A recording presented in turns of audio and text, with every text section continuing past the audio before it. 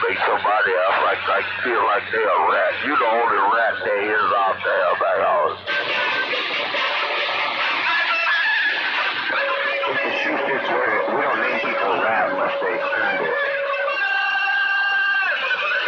We already know you the best rat you ever had, man. When you're a cop calling snitch and you call the cops on everybody for talking on the radio, yeah, you get nicknamed a rat.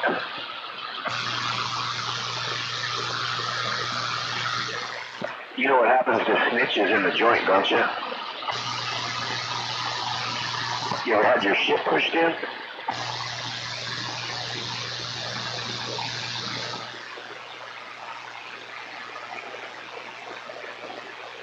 You know what they say here? I think somebody tried to get me to talk to him, man. What was that? Yeah, I was shit in the corner. He had to throw his 2 cents in there. He thought I was talking to him when I was talking to you.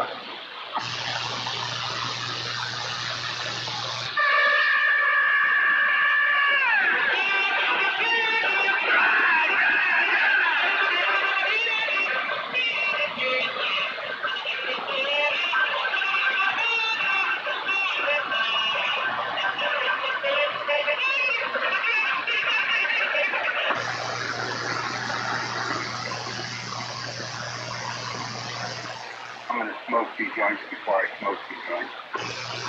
And then I'll smoke 2 more.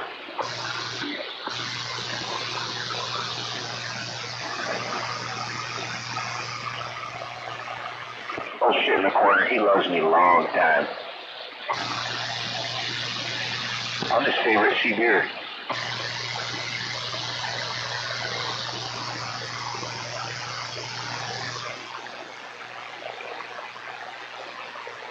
He told me he called the FCC on me because I was harassing him.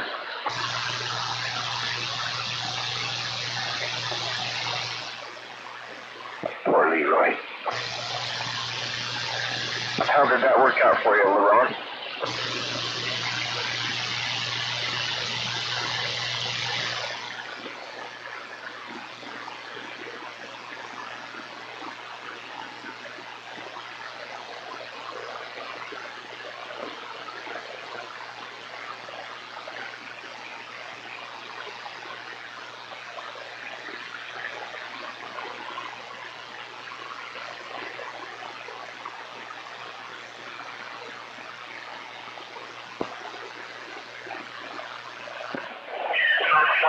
I recognize all this. I think your sisters mercy. Stay beside you. I love you. Crazy night.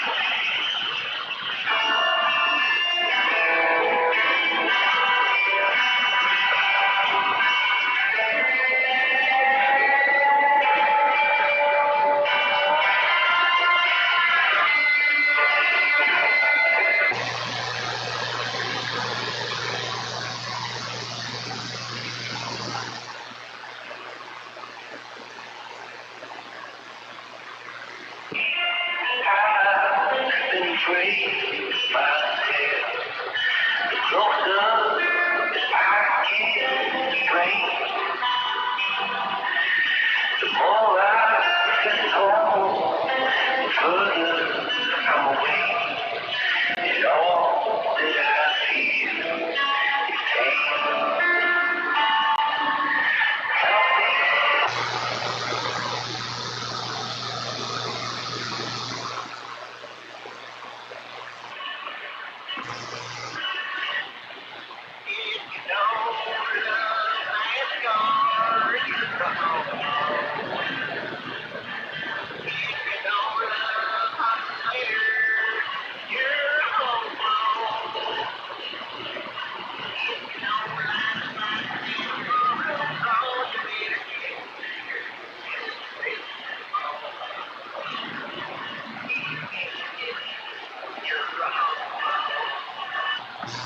That's a perfect song for shit in the corner. He's a homo.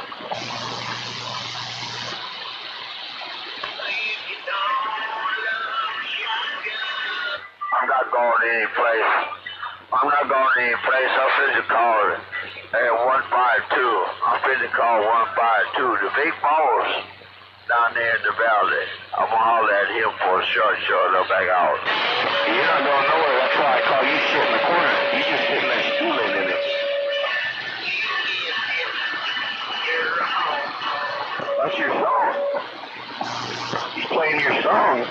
Hey, shit in the corner. He's playing your tune.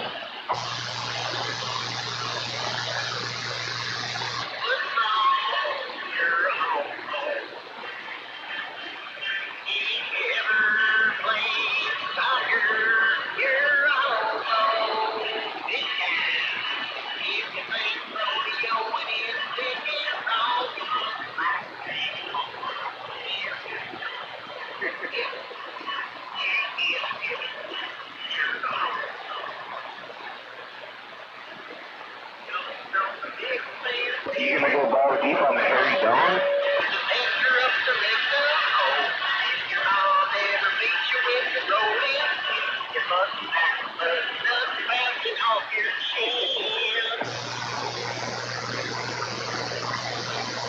You went balls deep on a Harry Dawn?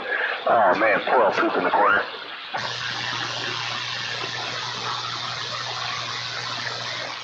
He must be a homo.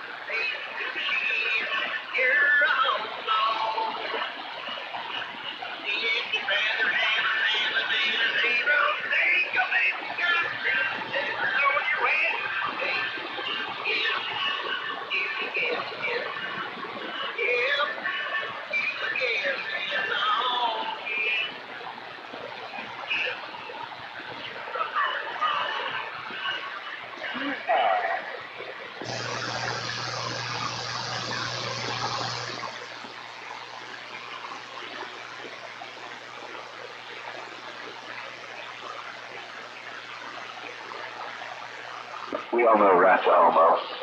That's why he likes riding his little motorcycle with Kawasaki on the back.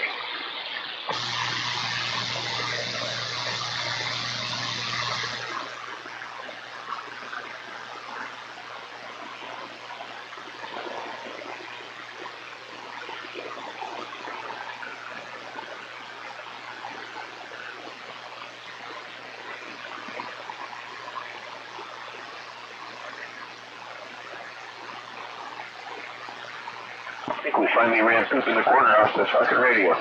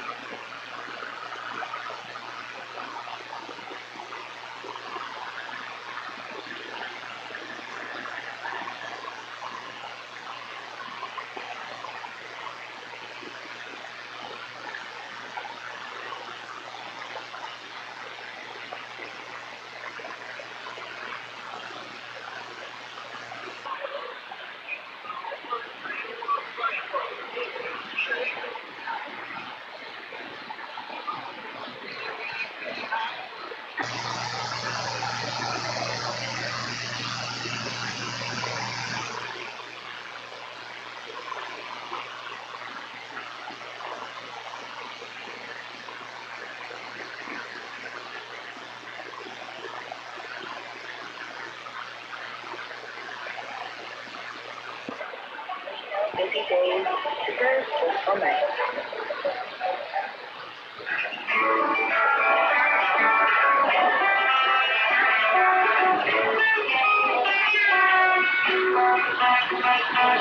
Some folks call me a rambling man. I do a lot of thumbing and kicking cans. And if you're doing the house is good, call my name. Cause Daddy's name wasn't Willie Woodrow, and I wasn't born and raised in no ghetto, just a white boy looking for a place to do my thing. Well, I'm out to find me a wealthy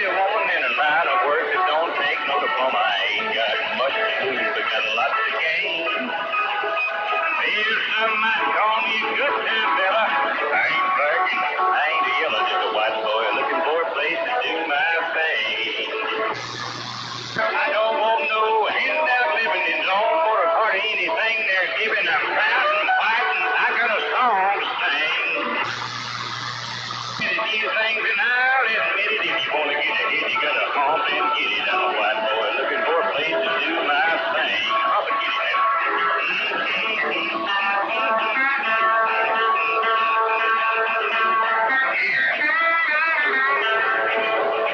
Yeah, I'm a small town boy, been around a little. I like guitars and I like a fiddle, and that's the kind of soul it takes to fan my flame.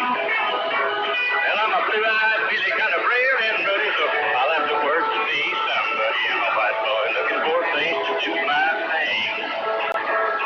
I don't want no handout living and don't want to put anything they're giving. I'm pouting, fighting, I got a song to sing.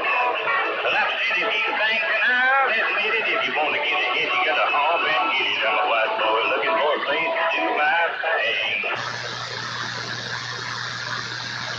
Do my thing. That song's pretty quick.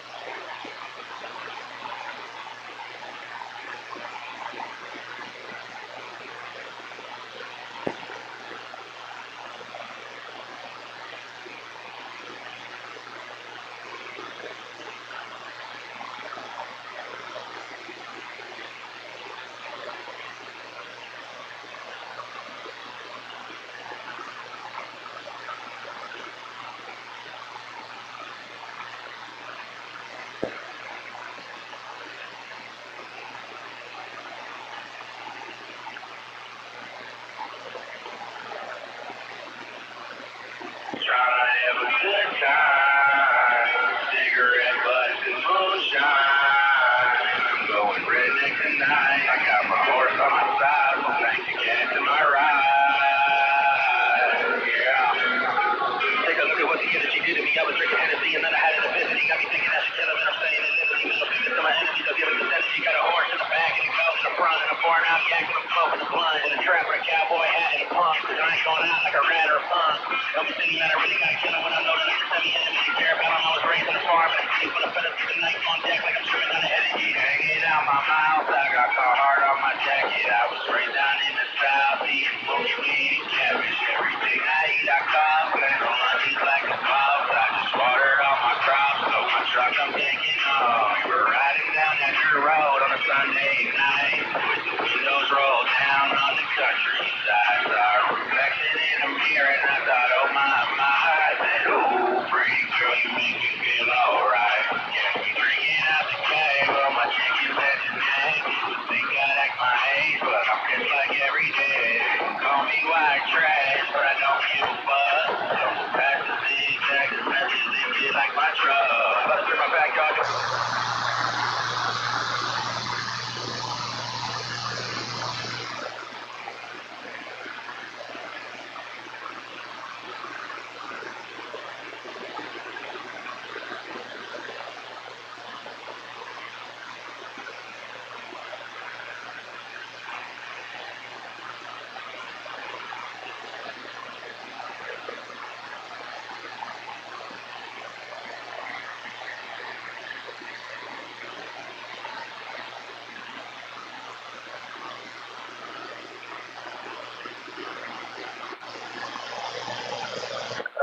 All you punk ass bitches that got quiet,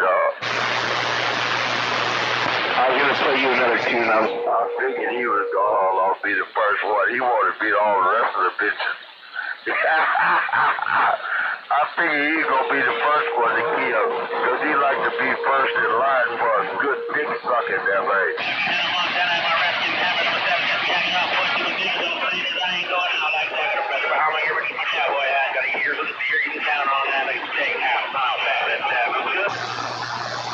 Oh, were you trying to say something, Leroy?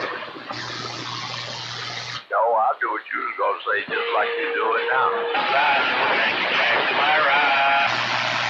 Oh, oops, I did it again. I did it again.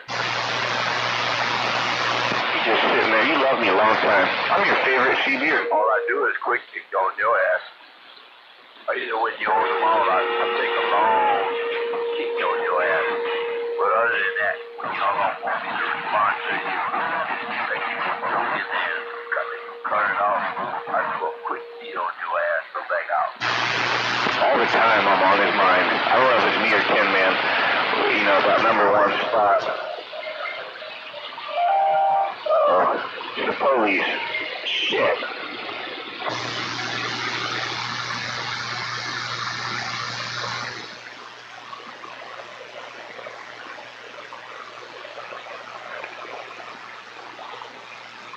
Hey honey, this one's for you. This one's just for you. Hey, this one's just for you. Hey, this one is just for you. Oh yeah.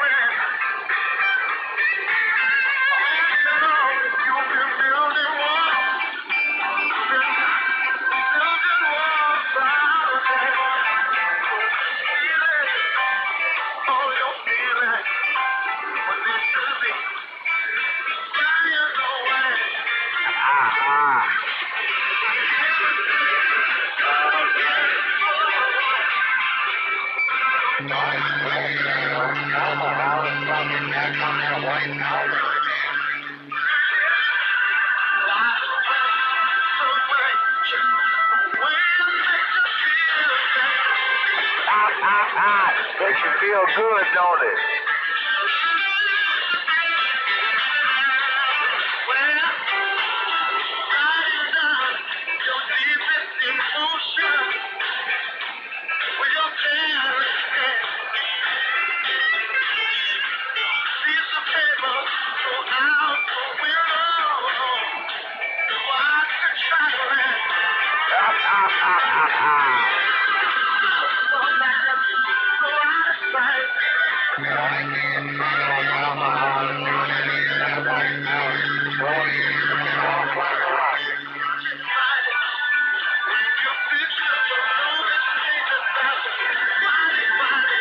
Oh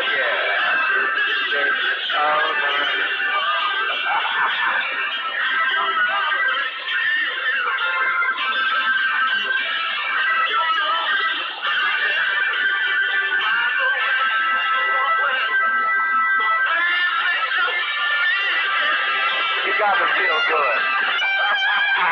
I'll look for a way to make you feel good.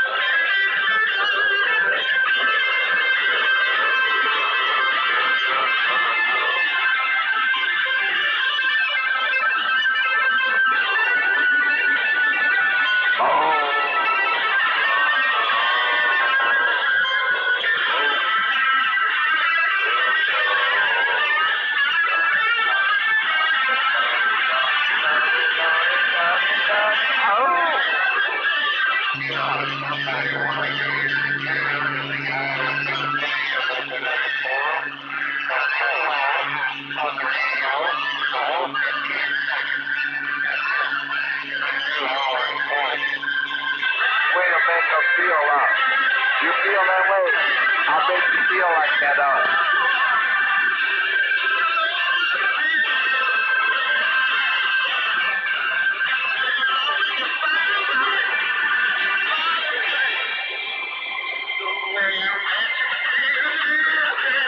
Ah, yeah.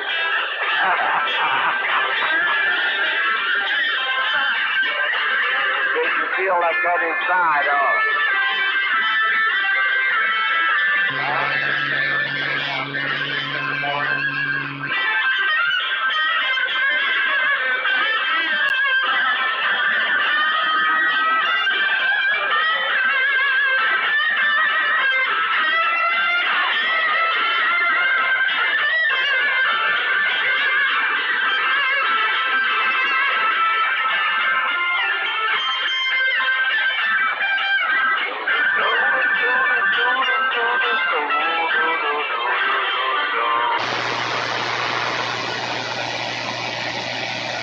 Which way did you go?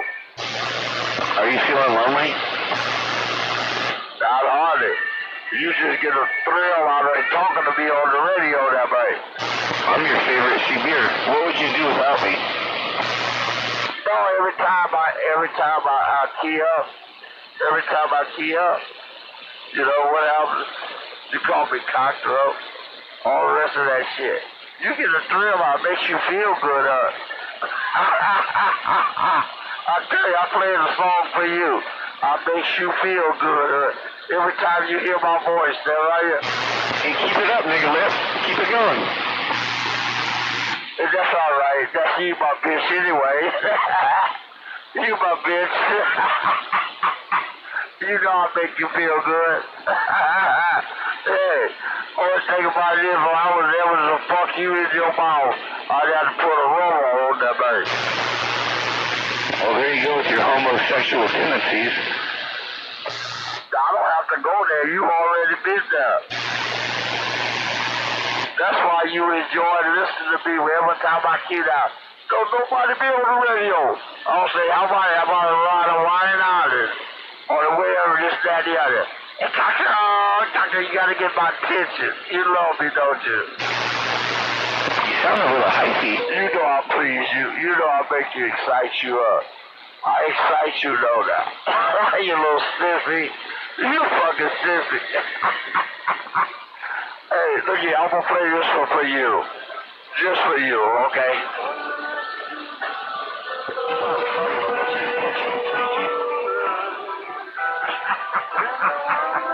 You know, every time I see that, I can't even call a fucking stack, man. If you run the radio, if I call my wife, you gotta get my attention. If I call 151, you gotta get my attention. If I call 918, you gotta get my attention. You just love me, don't you? So I'm gonna play this one for you.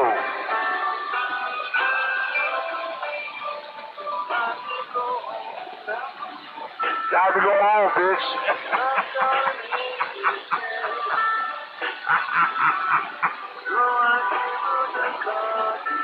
You go to the car key and tell them take your ass home.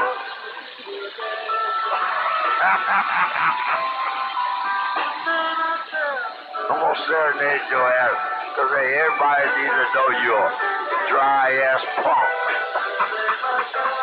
Hey, you kind of punk that you like to lick the sidewalk when you leave away. You're a sidewalk sissy, motherfucker.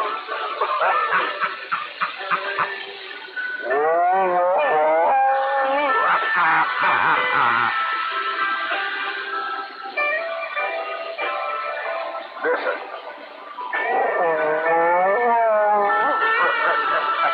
Why you treat me so bad?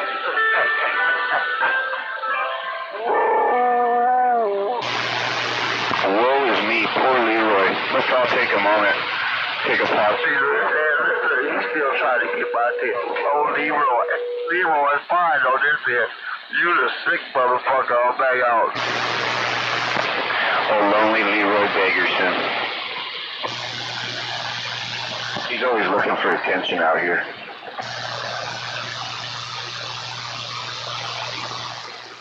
wasn't for me. He needs another spill. He's been playing the same old program. Oh, he needs attention. He needs the same old fucking program over and over and over. He sounds like Trump. Oh my God. You don't like our president? Then why don't you move out of here?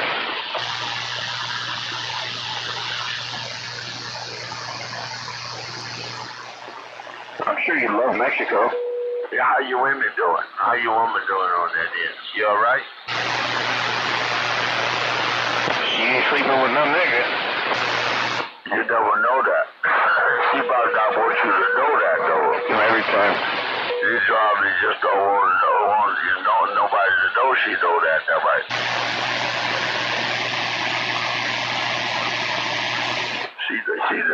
She ain't gonna tell you everything she's sucking on that stuff over here, that right? She ain't gonna tell you everything she's sucking, that right? Are you feeling lonely? Oh, maybe I should spell it. I didn't say F-U-C-K-I-N-G. I said S-U-C-K-I-N-G, that right?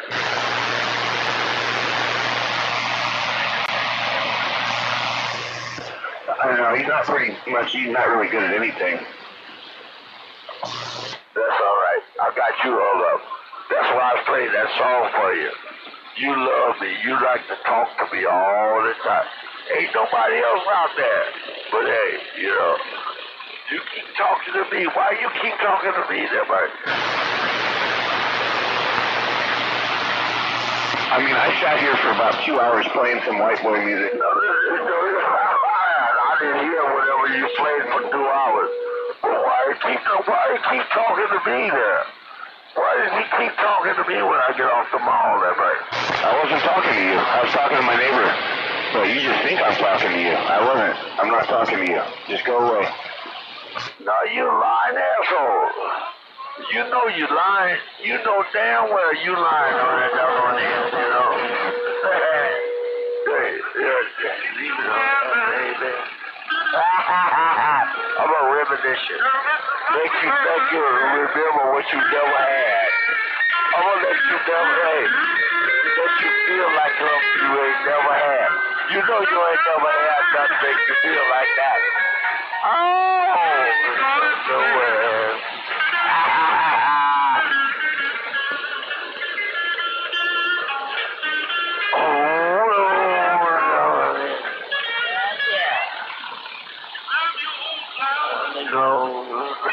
Your clothes and shoes.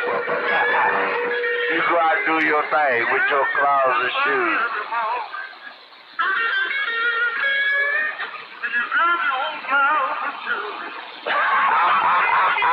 Yeah.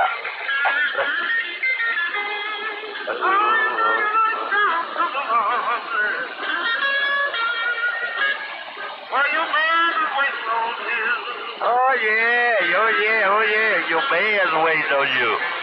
Oh.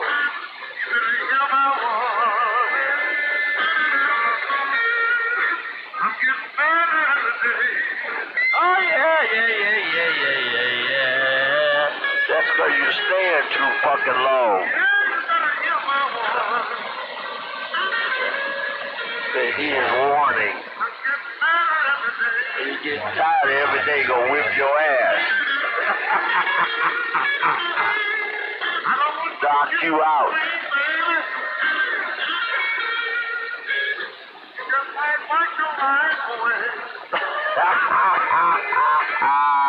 Yeah.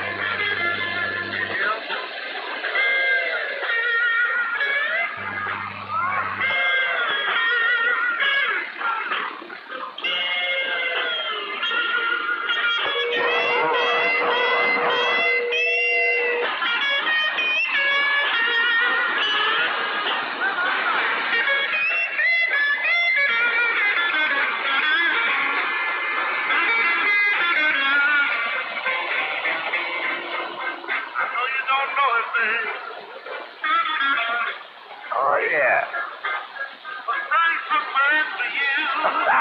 I've been bad for you, dude. The Lord is going to touch you, darling. And one more. One more dress will do. Suck it up, I'm back out. 40 years of overgrowth in it. I went up and down and came out to people's driveway. Took my electric scooter so I didn't have the noise, my mini bike.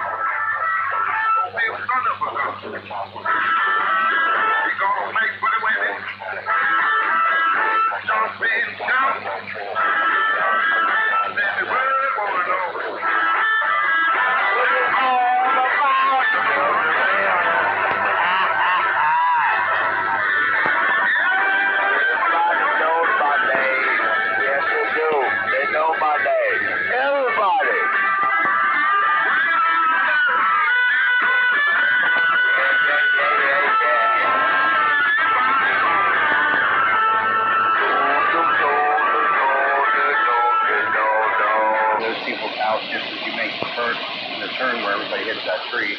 I came right out their driveway.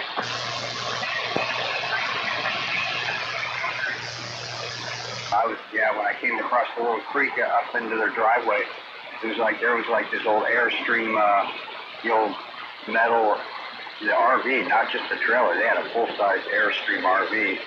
And I said, if I go right or left, I'm not sure. I'll probably go the wrong way, then I'm going to have to come back in front of their place. But I went out to the right. As soon as I went right, I saw the cars on Phoenix Lake. Those Airstreams are good trailers. Yeah, some Maxwell, things undercover. Yeah. There's some lady moved up around here, and she just parked on the side of the road while she was old, like sick and dying. She was fucking... my neighbor ended up taking care of her and making sure she had groceries and stuff and helped clean up after her. She was fucking sick and dying and shitting all over it. This old guy that lives next to me, he took care of her, and then she died, and she gave him the trailer, and he's got a really nice Airstream that the old lady had that he kept all cleaned up. And she gave it to him before she died. I guess she didn't have enough family or nothing.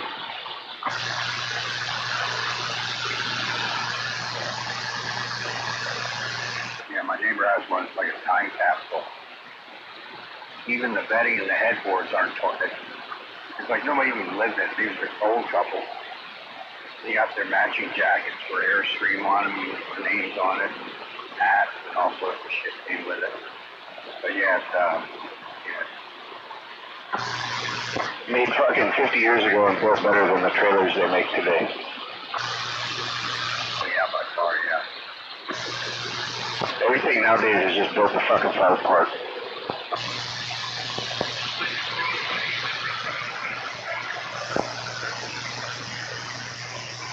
Everything is built like shit. Just cheap. Everything about it. Just cheap. Cardboard, fucking beer can.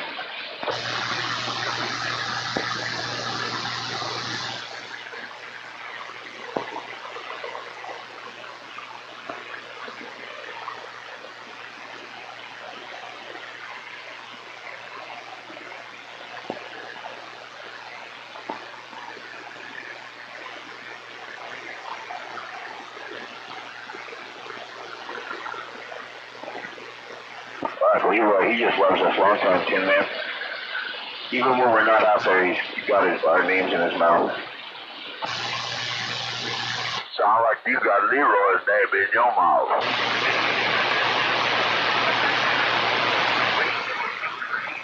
I told you love me on that ears.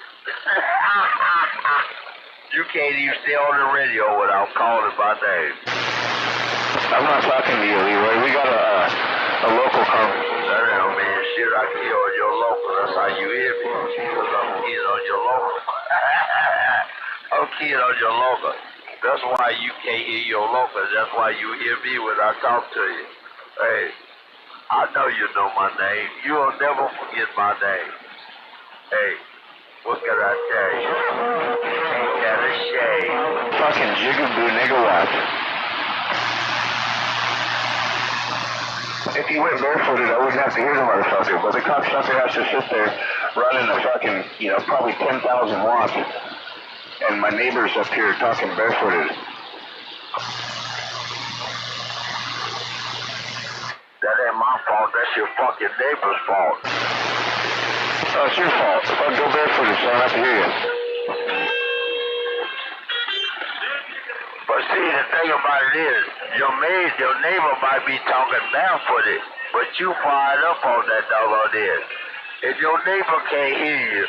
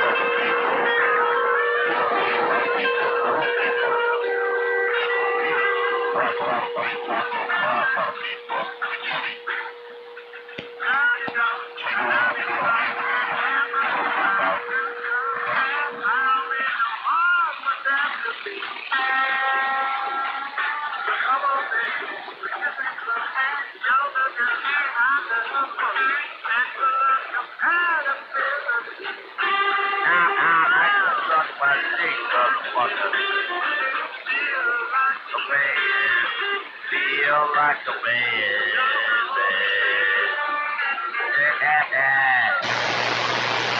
Can you record that, Rat? I think he said he wants you to suck on his dick. Yeah, you can suck my dick when you get ready, but make sure you put a rubber in your mouth there, baby. There you go. Rat ain't got no teeth. It'll probably slide right in there. Tin Man slid in there. Tin Man slid in there. Oh, good, great, that's right. I know that motherfucker. I gotta sit here some Listerine and shit. Hold on, when this his mouth out, he suck a whole lot of dick stuff right. I think he might have had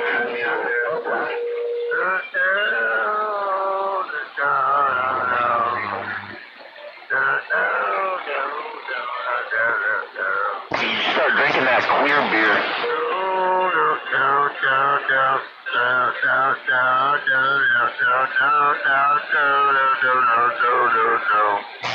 Tell me he's not retarded. He's sitting there drinking that. I was born that way, but you just grew up stupid. He's 2020. Fucking clear beer drinking fucking nigga lip. I might have been one of them too. But I bet I got more money than you. He's got more money than all of us. He's gonna tell us how he's a millionaire now, and he has, all of his different houses are all worth $1 million, and and that's why he's living in the ghetto.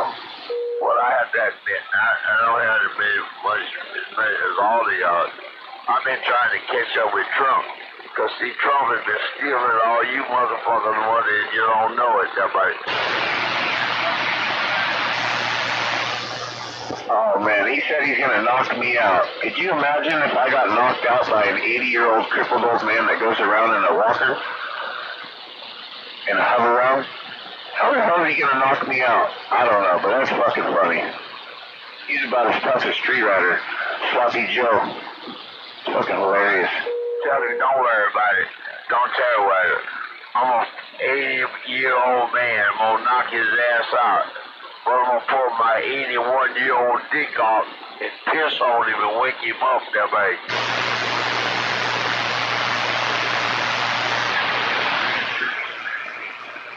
How many Bud Lights did it take to come up with that?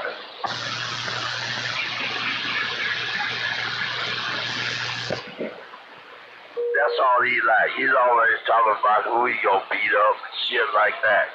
But I told him I ain't gonna look for it. When I walk up on him, I'm gonna knock his motherfucking ass out.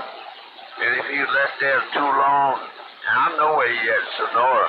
Give it a big old piece of piss on this motherfucking ass. Come back out. My slow truck.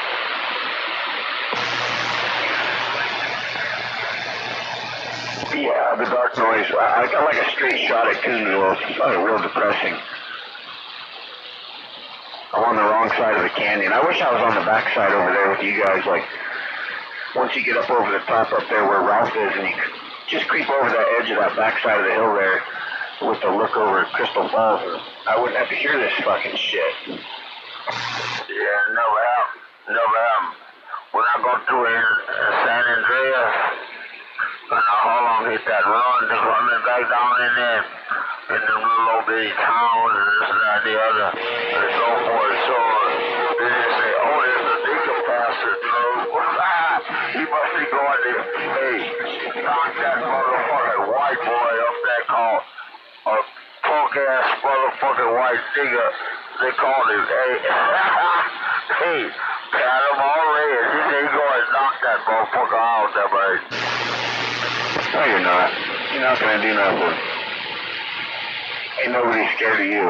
That's why you have to go set up a bunch of cameras.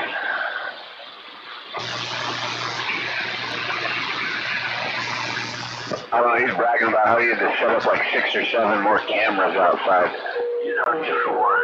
If that motherfucker knew I was in his neighborhood, he'd lock all his doors, pull the shades down, and he wouldn't go out until somebody told him.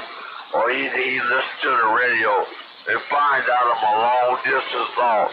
That's probably the only time he'll come out the house or back out. Figure that way. Oh, there you go. That picked out the black noise. I think once his address got out there, it kind of scared him. Now he knows, everybody knows exactly where his house is and what he's got in his driveway, and everybody knows what time he want to jump on everybody that is on the radio. You want to jump on a 42, 2-inch. Hey, everybody he talks to, man, that motherfucker want to beat everybody. I bet you I whip your ass. You don't even know how to get to Valley Springs. He's over there in Ralston North. And that motherfucker talking about he don't know how to put Valley Springs in his telephone to give him the directions to Valley Springs. Because gas man down there in Ione told me he'll meet him up there and whip his ass. He talking about he don't know how to get to Valley Springs. That motherfucker that stupid, he don't know how to put directions in his phone there, right? But they're not. They're fucking weirdos like John Greener. Ain't gonna beat up nobody. Just like you, Leroy. He ain't gonna do shit. You sit there and talk about it. That's about it. You sure changed that conversation. You sure changed that conversation real quick, didn't it? You changed that conversation real quick. Come back out. What conversation? How do you spell that?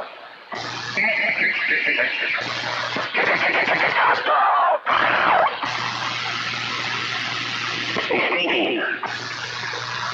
Get back in the ring.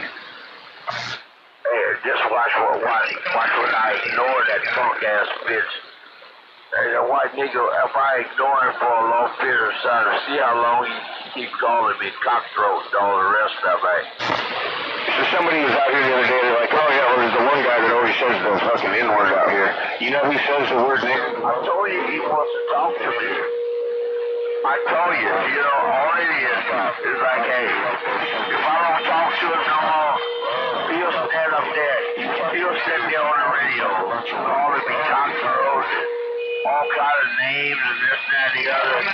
Once I know his punk ass, hey, he keeps going on to try to get my attention, or either somebody will feel the same, but you might as well cut it off, you're wasting your time. Fucking nigger.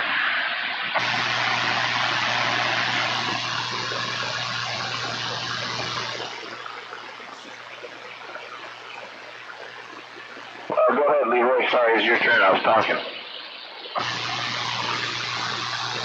Oh, wait, good. Go on. I'm on the ignore board now. I want to go in the ignore board. I ain't going to pay no attention to him no more. And watch how long you go on. I'll go on back to talking to my neighbor. You just go on and get back in the corner. Huh? In other words, he won't talk to me so I can get out of his ear. So he won't hear his neighbor. He got to have a reason to talk to his neighbor. Okay, I won't stand by.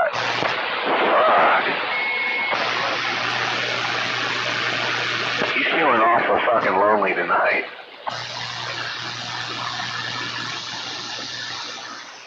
See, I told you I'd go stand by. This motherfucker don't worry about how lonely I am tonight.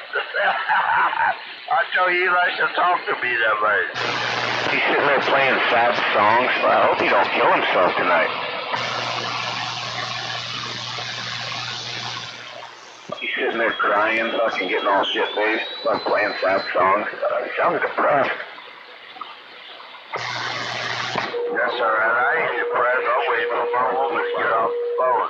She'll give me a blowjob while I'm on the phone on that doggone it. She'll talk shit to me and my dick get real hard, and I can feel her, hey, put her lips around that motherfucker, man. And I say, okay, baby, I'm going to sleep now. She said, Daddy, you feel good? I said, yeah, Mama. I'll talk to you in the morning. I'll wait for her to get off that fucking plane down there. New Orleans, Louisiana. Put it on you later, I'll be out. Fucking queer-ass nigger, man. He's always talking about the pussy he's never gonna get. He ain't getting shit. He gets about as much. I mean, tell me something. What else is there in the world? There's two things in the world that's worth dying and fighting for. You know what that is? Money is number one, and pussy is number two. If you ain't got no money, you ain't gonna get no pussy. Number three is the only way you can get some pussy if you ain't got no money. You get one of them low-class motherfuckers and give us some goddamn drugs to give you some pussy, you know. So therefore, it's money, you know, what is that part goes, you know. In the last internet, you know what it amounts to? Money, pussy, and drugs. That's the only thing you've been living for in your whole motherfucking life, folks. That's all you've been listening to. Because your old lady, if she fall off, find out that somebody got more money, you know, more drugs, and more dick than you got, she gonna leave your ass that way. Well, then leave already. I wish she would. Don't let the door hit you with a good Lord split you. Did I hear him say he wish he would leave? He must rather be getting no pussy. Or either she's taking all his money. Did I hear him say he wish he would leave? He ain't getting no money, no pussy, if she's taking all his money. Oh, shit, that's a bad situation there, dude. No, I was saying if she thought the grass was greener somewhere else, I wouldn't mind if she left. But that's not going to happen. She gonna lie to you anyway. She gonna lie to you, no way you know. She gonna lie to you till she almost crying. And she might be at Bank America, but sorry. She might all over run into Wells Fargo, and that motherfucker be on the stagecoach leaving your dumb ass stuff like. He might end up stroking out tonight. I'm serious. He's fucking out. He's far out there. He can't even hold together a sentence. He's having a hard time putting together words. He's getting ready to start, man. He's really getting ready to start. Hopefully it starts up soon. I don't know. He's pulled on it quite a few times. He might want to check the choke or, I don't know, see if there's any gas in it. But, you know, it could be the plug. Maybe a bad wire or, I don't know. Damn, I thought he said he was talking to his neighbor. He stopped talking to me and talking to his neighbor. He can't hear. I think It's getting ready to start. Yeah, it doesn't sound like it's running too good.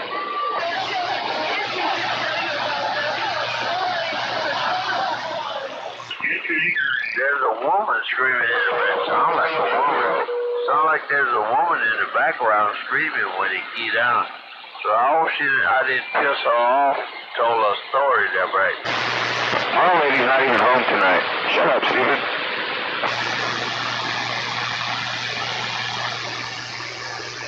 Now you want to be macho. Shut up, stupid. She gonna slap your motherfucking ass out, that right. These fucking niggers think they can read minds, you know? They think they can read the future, tell you what you're thinking, and all that crap. They think they know what's going on in your life, because they think they can read minds in the future and see out the space and shit.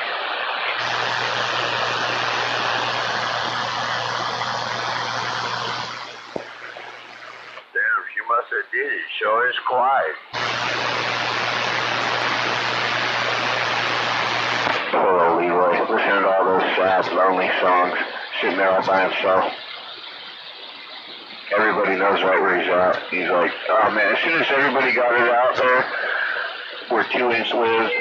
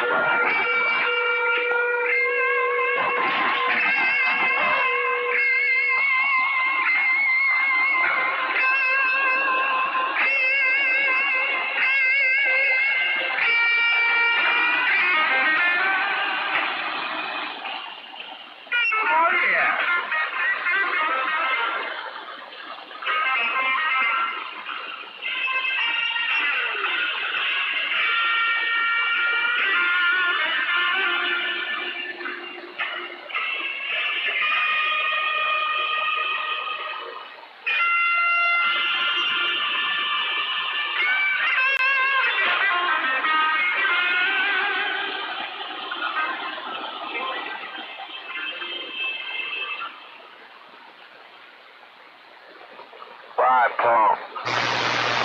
When he gets whipped in the ring, he's got to resort to playing music. Well, not only that, he's so drunk he can barely talk, let alone, fuck, you can only imagine him trying to walk right now. But luckily, he's sitting in that stinky-ass chair with his dirty diaper on right now, so he doesn't even have to get up to take a piss. He just shits himself right there in his diaper.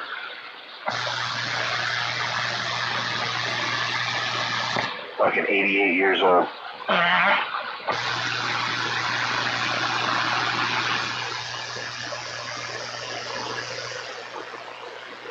You see, he's been listening to assholes for a long time. He knows exactly how they sound when they fart.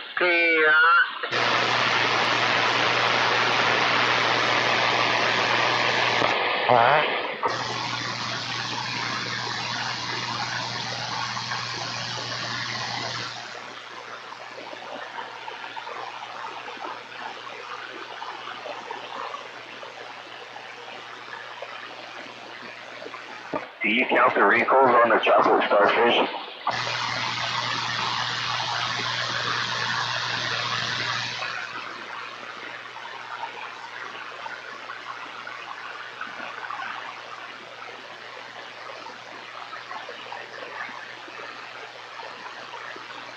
I haven't heard Kaka in a while. What happened to your buddy Kaka?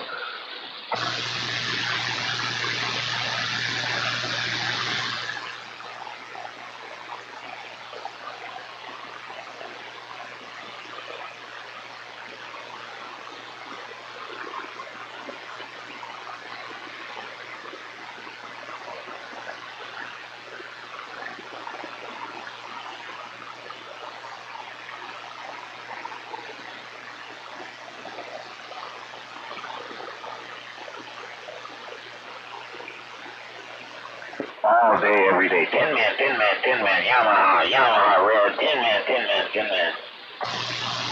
Just living rent free up in that fucking nigger's head. That folks still worried about me. I think he was trying to say something. He was triggered.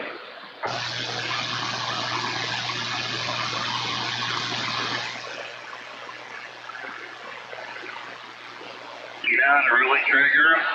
Throw a fucking nickel on the street in front of me. Throw a banana.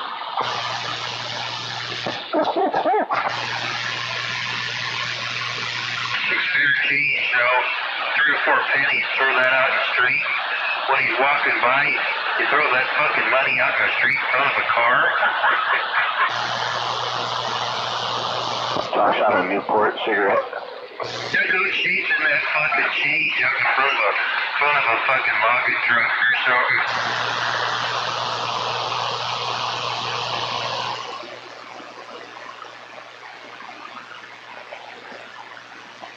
He's waiting for something to say. He's thinking real good and hard right now. Wait for it.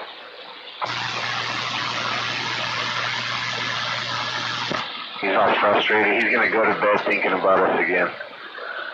I bet he dreams about us. Oh man, that's just wrong.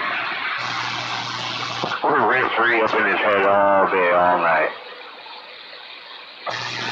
He's got a flag stuck in the fucking ground up there.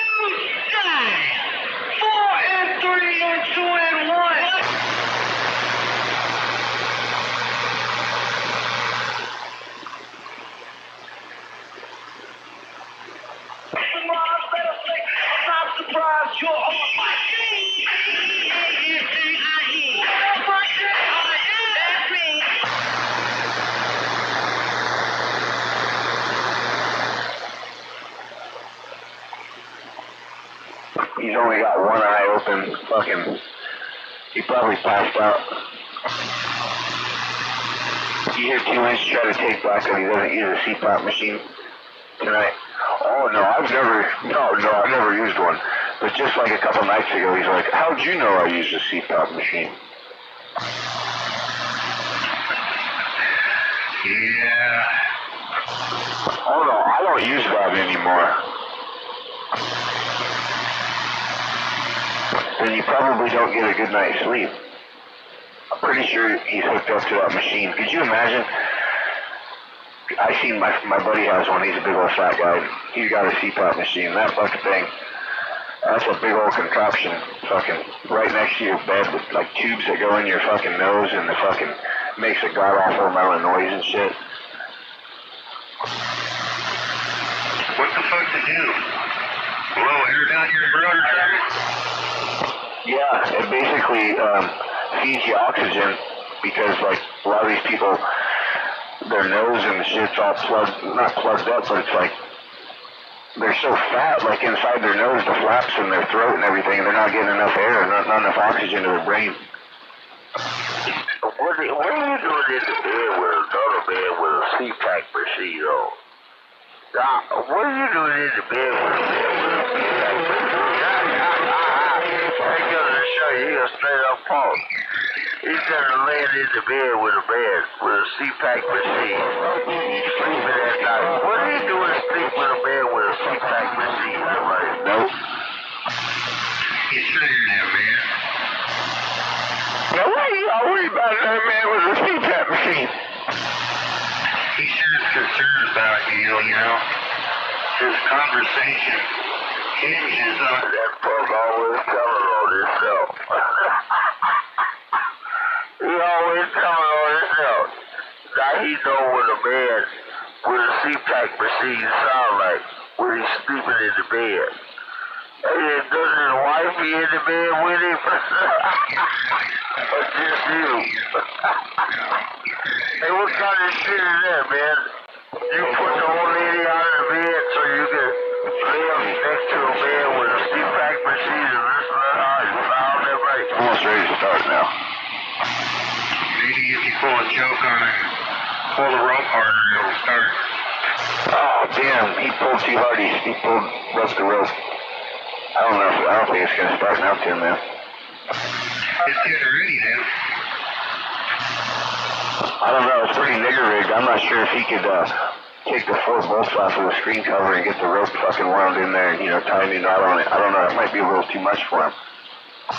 You figure he's pretty deep. Yeah, well, whatever the case may be. I never heard of that before. A man just ain't got no place else to sleep. He's pretty gonna sleep in the bed with a man with a CPAP machine on. Somebody must be fucking somebody there, right? Yeah.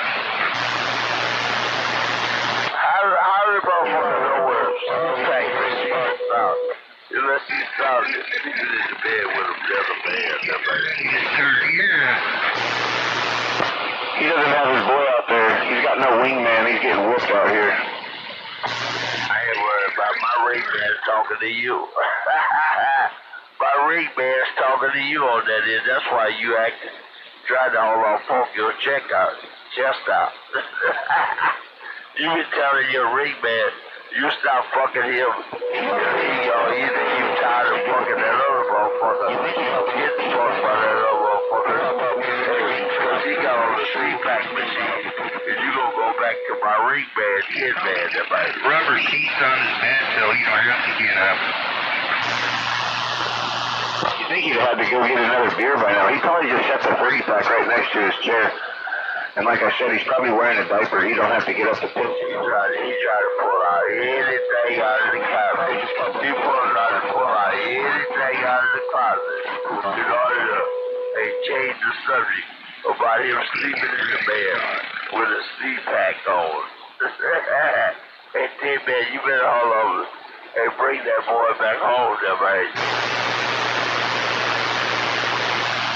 It's a CPAP. He doesn't even know what he's talking about.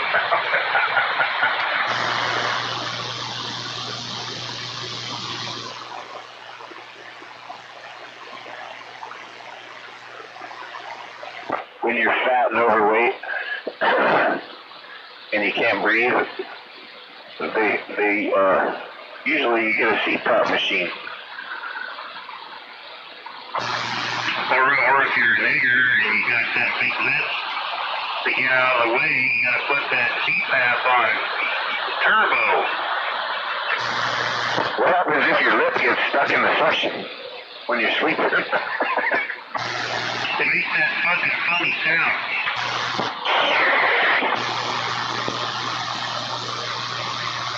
Oh man, that's good radio.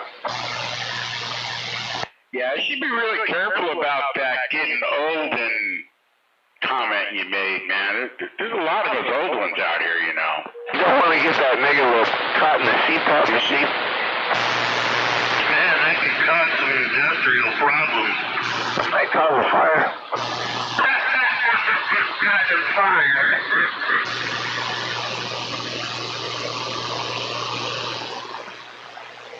That's good radio here. Come on, Leroy.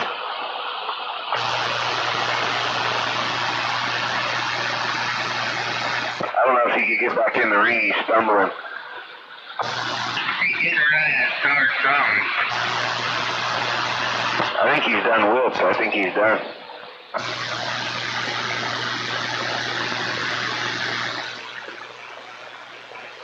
No wingman.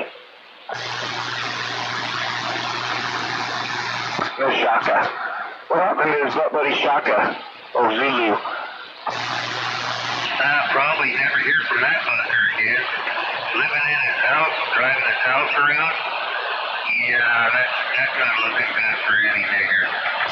When you're driving around homeless in stinky Stockton, you know, going from one fucking shit creek to the other, I don't know, you gotta watch out for the other homeless fucking niggers too, because they might want to steal your shit. Expect you got like some antenna on your fucking car or something, you know, they'll take that and probably try to scrap it for 30 cents.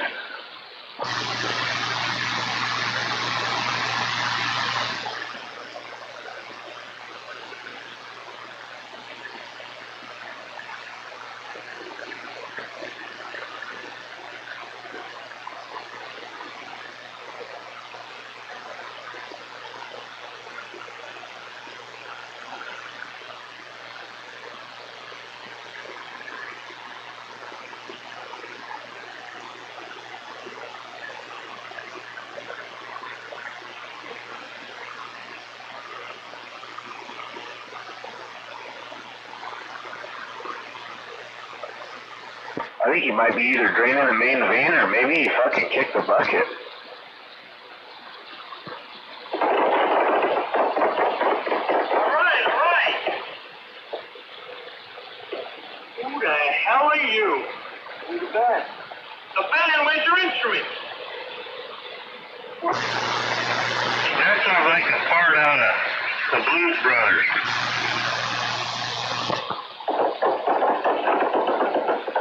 Rock and roll! Yeah, dude, like, I think we're the band. I've been waiting for you boys all day. Get on stage. No, please, no!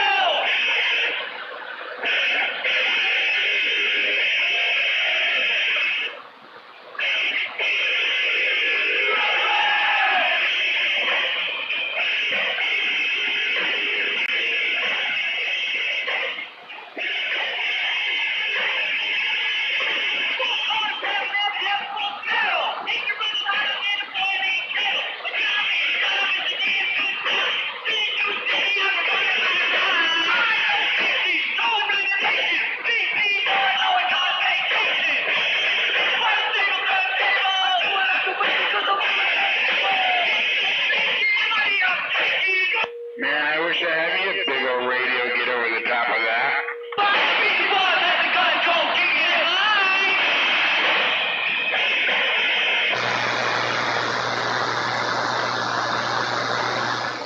Damn. What happened?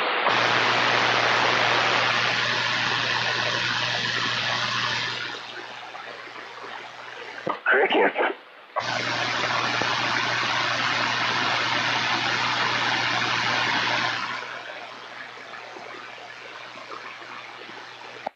Guess not into childish games, huh? What's your problem? You must. I said the crickets. They're just not into childish games. You want to play some childish games? You want to play some stupid games and win some stupid prizes? Man, go take your meds. Go fuck your mom. Let's climb up, stupid. She's dead and buried a long time ago. Dig her up and fuck her. I don't care. Ah, really?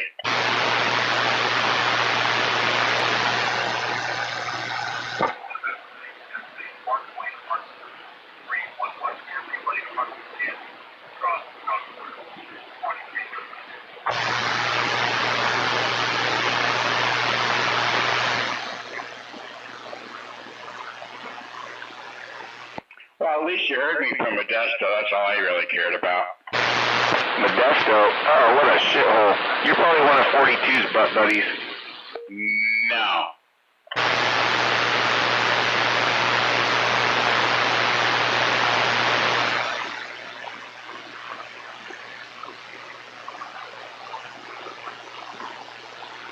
What's your handle? Psycho Billy. Sideshow Bob? Wow. Really? Crazy Whirly and Badass Bob and Honest John. They're just the opposite. Yeah, when they come up with some shit like that, then you see them in person, you're like, really? That worked? I had a question for you before I go to bed. That is, as big as that is you sitting in that motherfucker wheelchair. How they get to how long? Fuck you. They said how long they right now. How they fuck you in the ass again? With all that shit you got on that other day. So you must be doing a whole lot of blowjobs when they come over there, right? He's getting ready to start now. I think he said he's going to bed, but I don't think he's going anywhere. I threw out the hook, line, and the sinker, and I fucking got him right in the niggle. Hey, wait, man. As big as you are sitting in that motherfucking wheelchair with them diapers on, they can't fucking ask because none of them white boys' dick ain't long enough. So you must be sucking the motherfuckers off that bag. Listen how he gets all fucking faggoty. But he gets ready to start, he starts getting all gay shit. He was talking about sucking somebody off. I don't know. Pretty fucking gross. Maybe she called us from New Orleans, put it on y'all later, back out. Ain't nobody calling you, Bakerson.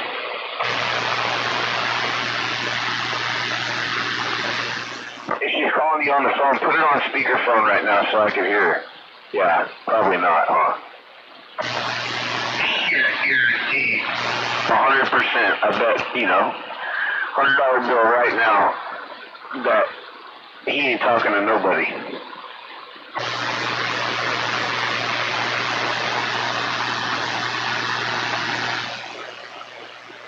Old Sideshow Bob down there. Hey, who do you hang out with down there, Sideshow Bob? You got any friends?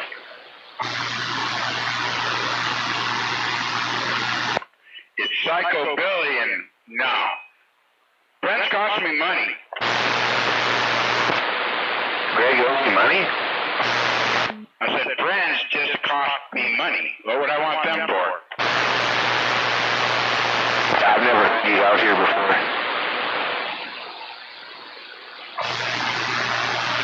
Yeah, I probably went to school with your dad if he was from around this area. I get out here every now and then. No, my dad's not from the valley. That's rich. Maybe I sound like I'm in Modesto, but I'm not. I know, you guys are up there in the hills.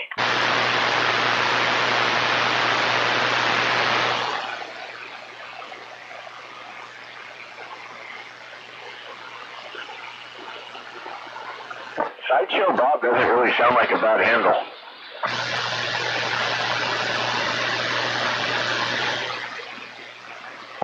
Battery's getting down to 13 volts. I have to start my shit up.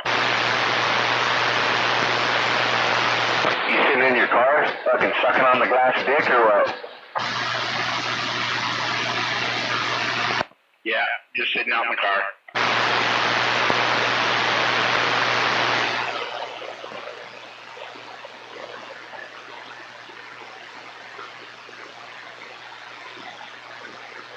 It's making a good trip. I don't know. The mobile's working. Yeah, I'll make it up there one of these nights. Get to meet y'all. I hear you out there every now and then, get a chance to get out there, but yeah, it's a little taxing on my system. You know, I got to start shit up every now and then just to be able to talk on it. But at least I can talk that far, you know. Hey, you white, no good. Hey, that low class goddamn nigga on that end. I got my sweetheart in New Orleans. She on the phone. You want to talk to her? She laughing now. My baby told me, she told me when she called, she said, hold on, I got to put some clothes on. She thought I was going to be looking at her while I was talking to her on the phone. Imagine what that old 90-year-old hag looks like. With those fucking shot out old eggs hanging down on her belly. And some 80-year-old fucking black crud calling him up and giving him the jollies. That's some kind of a fucking science fiction movie, if you ask me. I don't even want to think of what that would look like, man. Some big old fat black ass and fucking tits are sagging down to her toes. Just fucking nothing but stretch marks. That's all right. She's finer than you is. Hey, look, you want to hear her laughing? Well, I want to let you hear her laughing. You hear her laughing? She's laughing at you. Hey, look here. She a fine, chop-top woman. That's a doggone joke. Hey, look here. You wish you had something like that. That was real. Put it on your lady, you punk-ass, low-class white nigga up there hours. He probably called one of those like Pornhub sites or whatever, and he's like paying money right now to jerk off to some black bitch on the phone. How much you want to bet? Yeah, that totally makes more sense. She's laughing at y'all. She's laughing at, she cracking up. Hey, look here.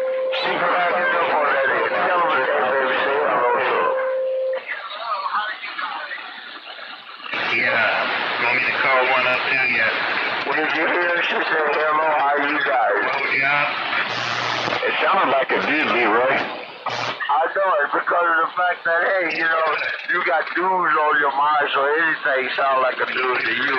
Because you and kids that be sucking each other off that way. You're on the hooter to come back all fired up and want to talk faggot shit. His old lady sounded like this. Hey, you guys.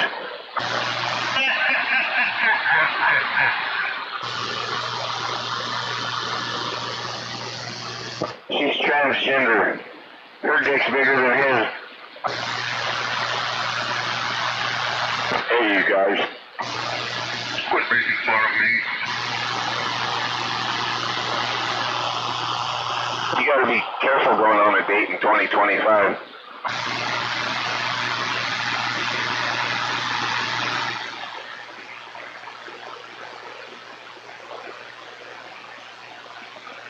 Where'd he go, Leroy? He gets all quiet when you hit him on the head with the truth. Put your boyfriend back on the phone.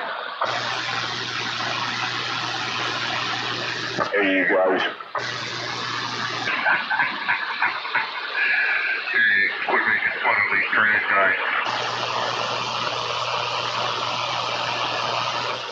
Alright, battery all charged up. It was doing just as good uncharged, but yeah, you don't want to kill it, I guess, then you won't be able to start the car. Or truck.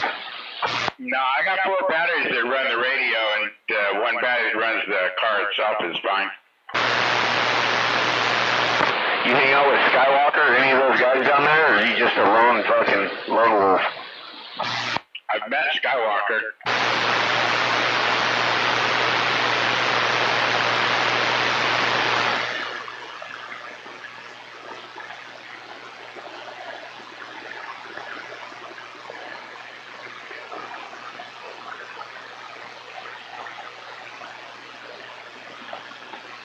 Come on, Leroy, put your boyfriend back on the phone. That was fucking funny.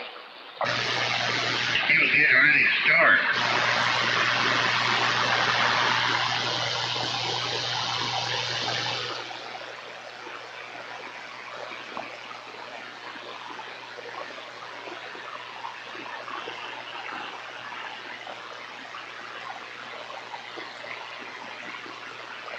What was your handle again? Crazy Larry or something? Sideshow Billy? Fucking fuck, man. I'm terrible with names.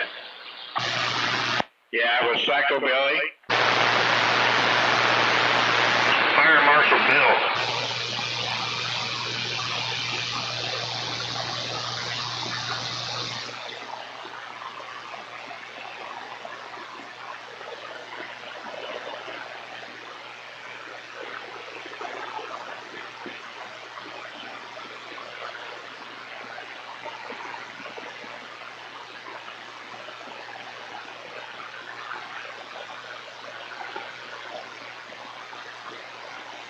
Yeah, one of these nights I got a friend lives up there by Twain Hart. I'm gonna go hang out with him up there, and then we'll see how good you hear me.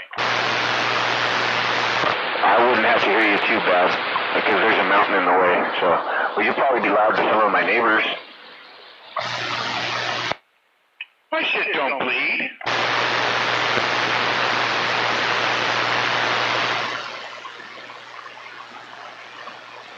Well, it doesn't bleed that bad. Over by Twain Hart, there's a big hill in the way. Kind of take your signal out at my location.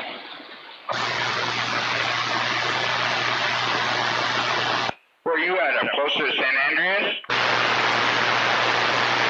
Where? San Andreas.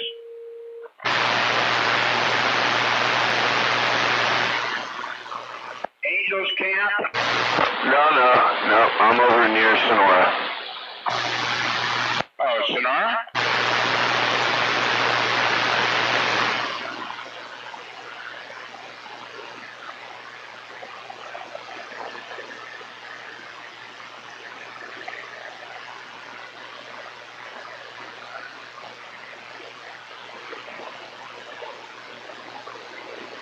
Yeah, I gotta hang out somewhere where it's not so frickin' hot. My AC don't work.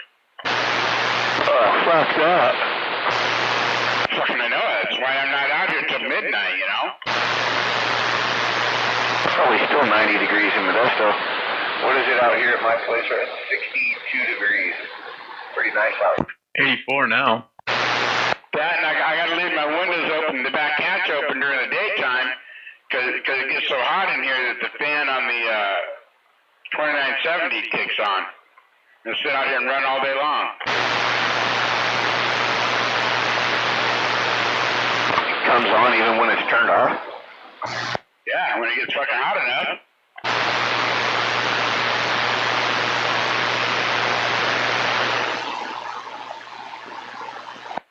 Diesel's black, man. It soaks a lot of heat up. Just like shit in the corner.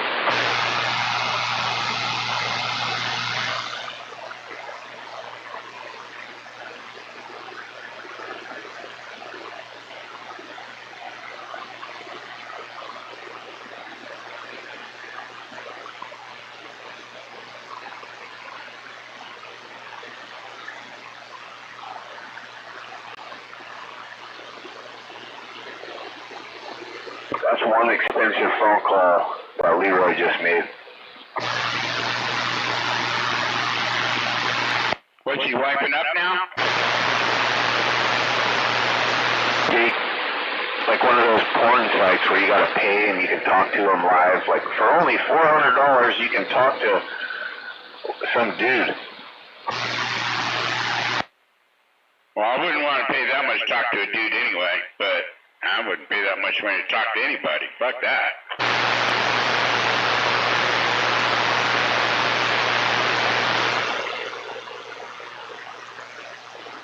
His boyfriend from New Orleans. Hey guys. He sounded pretty manly.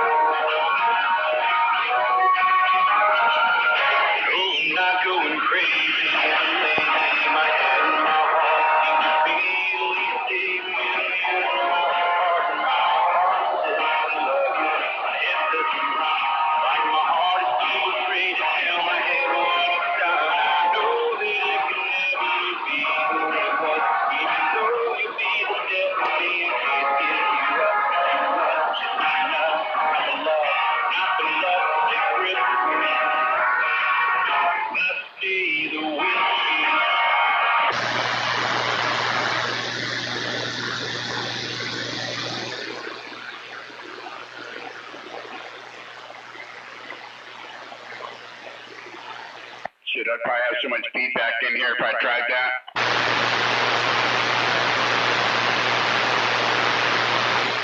What are you running behind the 2970, a 4-pill? No, I'm on a Striker 955. I usually use the 2970 when I want to talk on just the 8-pill. But it's the 955 into an 8-pill into a 16-pill. Damn. You know. Well, I run meters, dude. I don't just do this. You know what I mean? I run the LP 500. You know what that is? You seen that meter before?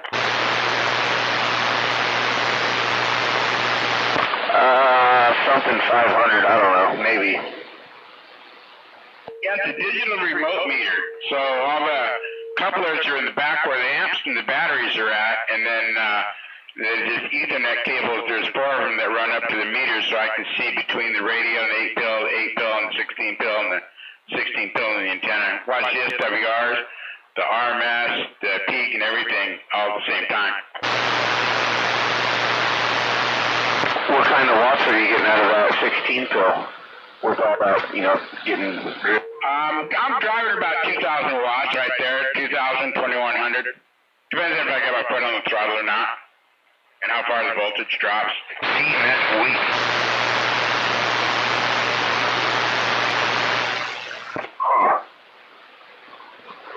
The radio's got like variable peak and dead key and variable RMS, and I got the RMS cranked all the way up on it, so it's doing maybe about 1,500 RMS, 1,600.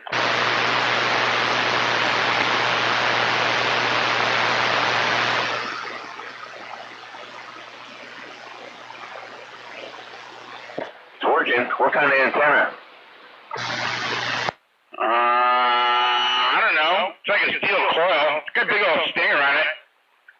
When I got this antenna and I got my other antenna. The other antenna I don't like running around town with because I'm at 13 feet 5 inches and I hit every freaking tree and it keeps bending it and I got to keep bending it back. So I put the one on that's a little bit shorter. But it's a steel coil. Probably like a Predator 10K or something? Yeah, I think that's what it is, actually, the one that's on here right now.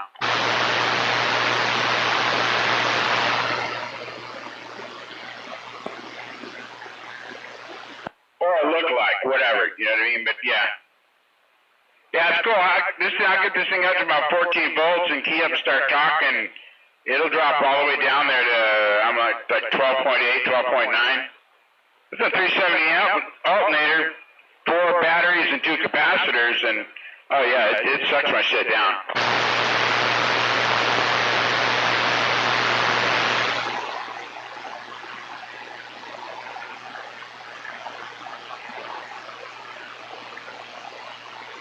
Bullet Bob's got a 3 alternators set up for the 5.3, and I'm thinking about getting that and getting me a couple of 800 amp or 400 amp alternators and run just for my radio. That seems like a whole lot of, an awful lot of work just to talk on the CB radio in the car. I don't know. Yeah, but low voltage kills the fuck out of these $250 piece transistors, you know what I mean? Being all, but not that much. Yeah, those transistors are expensive, man. You don't want voltage dropping down too much on them. I just got a barefoot radio in my car. That's not what you're talking on now. I'm at home right now on my base station. Yeah, I don't think your car talk all the way down here. Oh, you'd be surprised. My car will hit harder than the base station. It just all depends on where I park at. Yeah, when I lived out in Milpitas there, out in the Bay Area, my brother would go up to the top of Montebello, south of by Stevens Creek Dam, and I'd go up on top of Berryessa Road, and you look out, you see San Francisco and everything. We'd be sitting up there, I don't know, maybe 500-600 feet in elevation, both of us, and we'd sit there and just talk all night long and nobody bothered us. Yeah, I know some vision spots up here in the hills where, fuck, you're up as high as the stars down there. I'd go up there with a barefoot radio and put 30S units on the valley. Yeah, imagine running a couple thousand watts and doing that. That just seems like an awful waste of gas and batteries to me. Honestly, it doesn't really make much difference. You get up there and you run all that power and all that, and the barefoot car will still do just about as much. I mean... Yeah, I guess, maybe. I mean, I could talk barefoot, but then you wouldn't even hear me up there.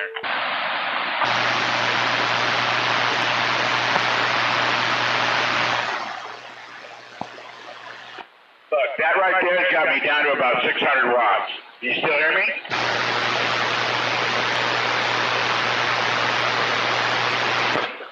The difference between like 300 watts and 3,000 watts, there's really not much difference.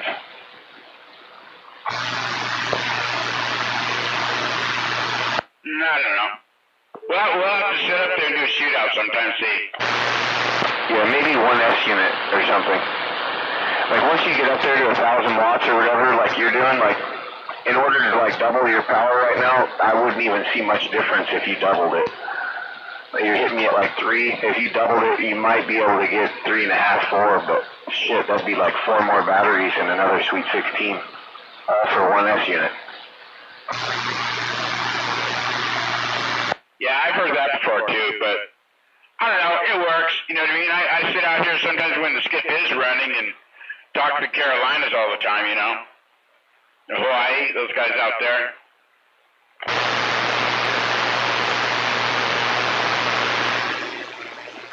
Where if I'm barefoot, it won't work like that. Look at it, just a car. A 4-cylinder or a V8? Just 2000 Suburban, 5.3. Damn, so you're sitting there just chugging up gas right now. Yeah, and it's heavy as fuck because it's got 4 JL Audio 13W7s in the ported boxes back there. That's an extra, 750 pounds. I don't know. I loaned it out, and my friend ran the stereo with the batteries, got them too low, and it burned out my amps. Pissed me off, dude. I queued up one time, and I had like the auxiliary hooked up to my phone, and I had my 15 subwoofers and shit, and my modulation was coming through the subwoofers, and they were like fucking sucking in and out. Fuck. Yeah, I know. Everybody's told me it's either big stereo, is what I had going on in here before, and it fucking hammered, dude.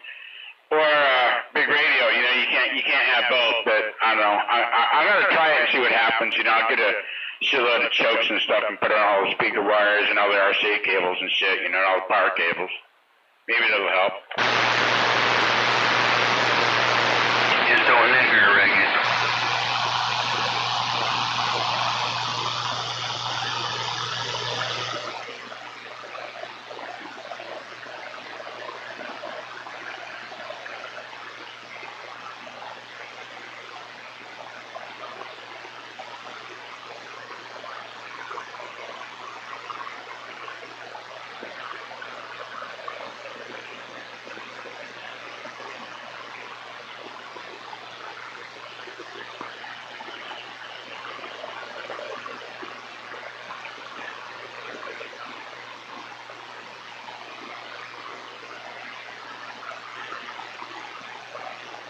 I think when I do get 2 400 amp alternators, I guarantee I'm gonna put the smallest pulley I can find on them, though.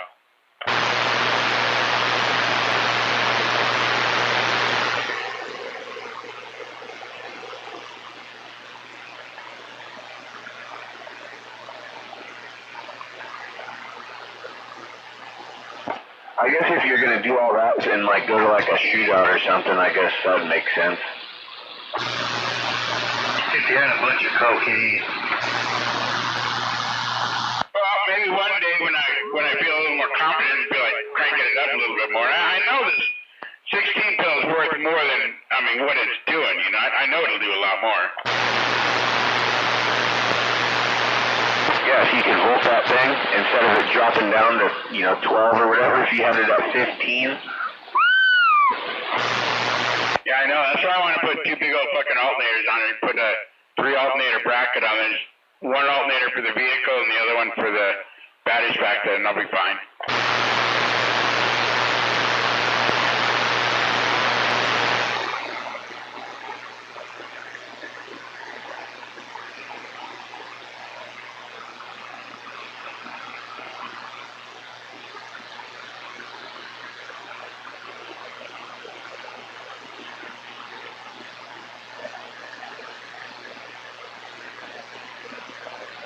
Just the way it's set up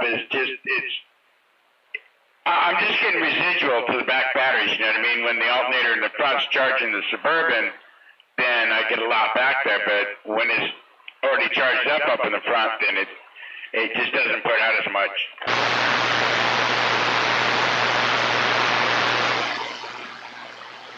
You need like a generator when you're just sitting there. You just fire up your generator to run all that shit. I've been thinking about that now. I got this one generator that the RPM on it is regulated by the frequency output. So when it's at 120 hertz, if it drops down because you're loading it too much, you know what I mean? The RPMs drop down, it'll bring the RPMs back up to keep you right at the frequency that you want to keep it at. It's like 850 watts, so I should be able to get at least 800 amps out of that. Build a power supply for it.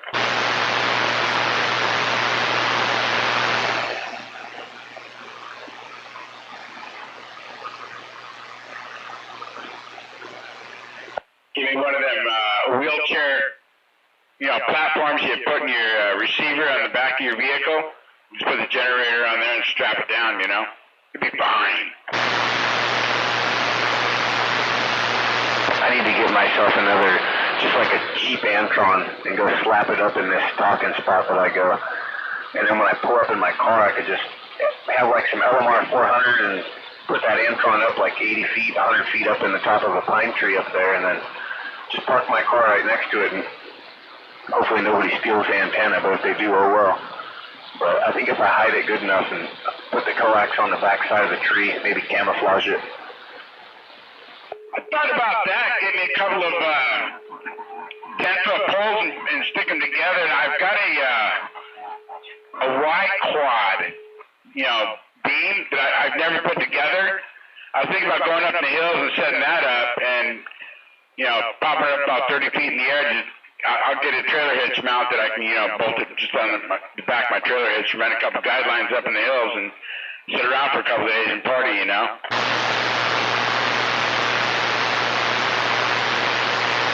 Right in Tin Man's backyard. No, I was kidding.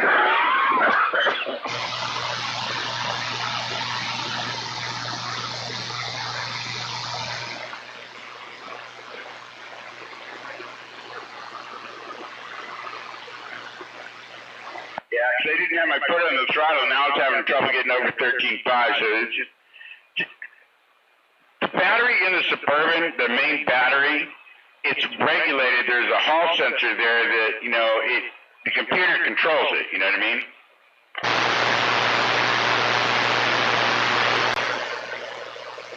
That's why if I put two other alternators on here that are separate than that, where I can control the voltage on it, I'll be good. That'll work. Does your shit get hot? What are the SWRs? Are they good?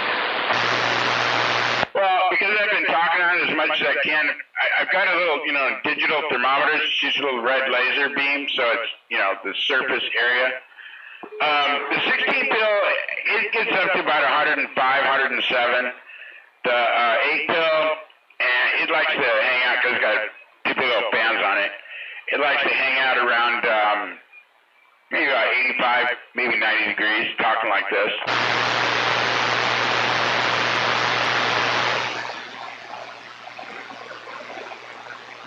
So when I get done and get ready to go in, what I'll do is I'll just leave those amps on and go open up the back hatch. It throws my SWRs off. Open up the back hatch and let it cool off really good and let the fans run for about 5-10 minutes so they get down to whatever the temperature is outside, and then I'll shut it down. They're expensive transistors, dude. You want to take care of them when you go playing with this shit. Do you live in your car, or you just drive around, like park that thing in like a certain parking lot when you're talking right now? Or are you like sitting in your driveway? Or? I'm sitting in my driveway. You know what I've been thinking about doing? I got a Maxwell. I don't know. 100 amp switching power supply. It's one of the bigger ones, It's got like 1-aught cable ran off of it, cause why not, And I could probably take and hook that up and just run an extension cord out here with some big heavy gauge, extension cord, and then just close the hatch down and then just run off the 100 amp power supply, and that'll keep me up charged really good. You ever thought of setting up a base at the home still? Yeah, that's where I got that Y-quad for, but my buddy BBI says not a good idea in a residential area, so I'll have to get something else. I would, but I do want to eventually put a tower up here, though, one I can bring down when it's windy and put up and, go maybe about, 60, maybe 70 feet in the air. I heard somebody say they bought I'll probably pronounce it wrong, a Syrio or Syro antenna, aluminum, and they said it gets out really well. So the Zero, you talk about the Antron 99, right? No, this is like a ground plane antenna, aluminum. More like a super penetrator or something. Oh, yeah. Well, that beam's got a stupid amount of fucking gain for the size that it is. That's the only reason why I grabbed it, you know? And it's not that big. I mean, it's big, but it's not that big. It's only a 6-foot boom on it.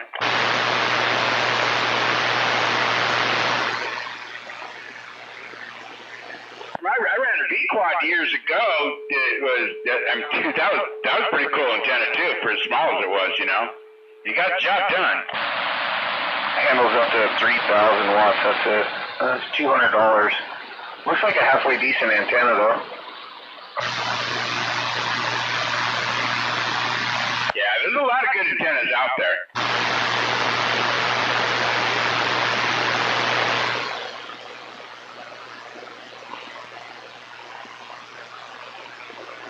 High quality base antenna. Yeah, then you need to dig you have some good coax too that'll handle that much power and not have a problem of having a whole bunch. I mean, get an antenna like that, you don't worry about too much loss, but you still want to run some decent coax on it. I got the coax. What are you running? I got some LMR 400, and then a buddy of mine just gave me another 250 feet of LMR 400 brand new. I haven't even used it yet.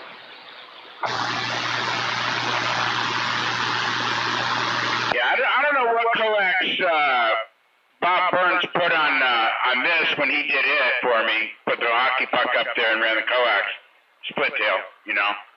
I don't remember what it is, but it's fairly flexible. I imagine it's probably LMR 400 or something like that. It's probably some good coax if Bob put it on there. Yeah, actually, I think that is what it is. Yeah. It's LMR 400U. Yep, that's it.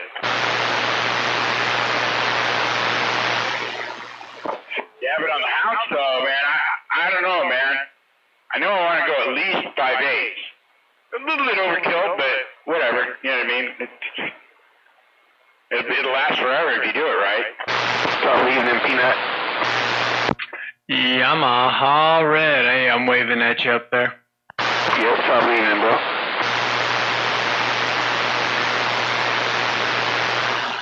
Waving your way to their Psychobilly. Yeah, I hear you a whole lot better, man.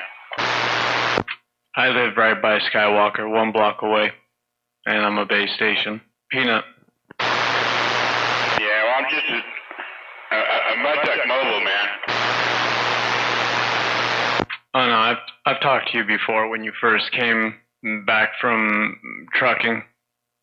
Your Suburban needed a little bit of work at that time. Yeah, I had the radio in the truck, I think, at the time.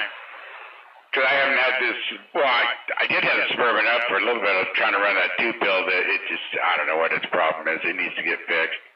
It's got a headache or something. Yeah, when you first got on, it was something like you had water into oil of something. And that's why you wouldn't turn the engine on.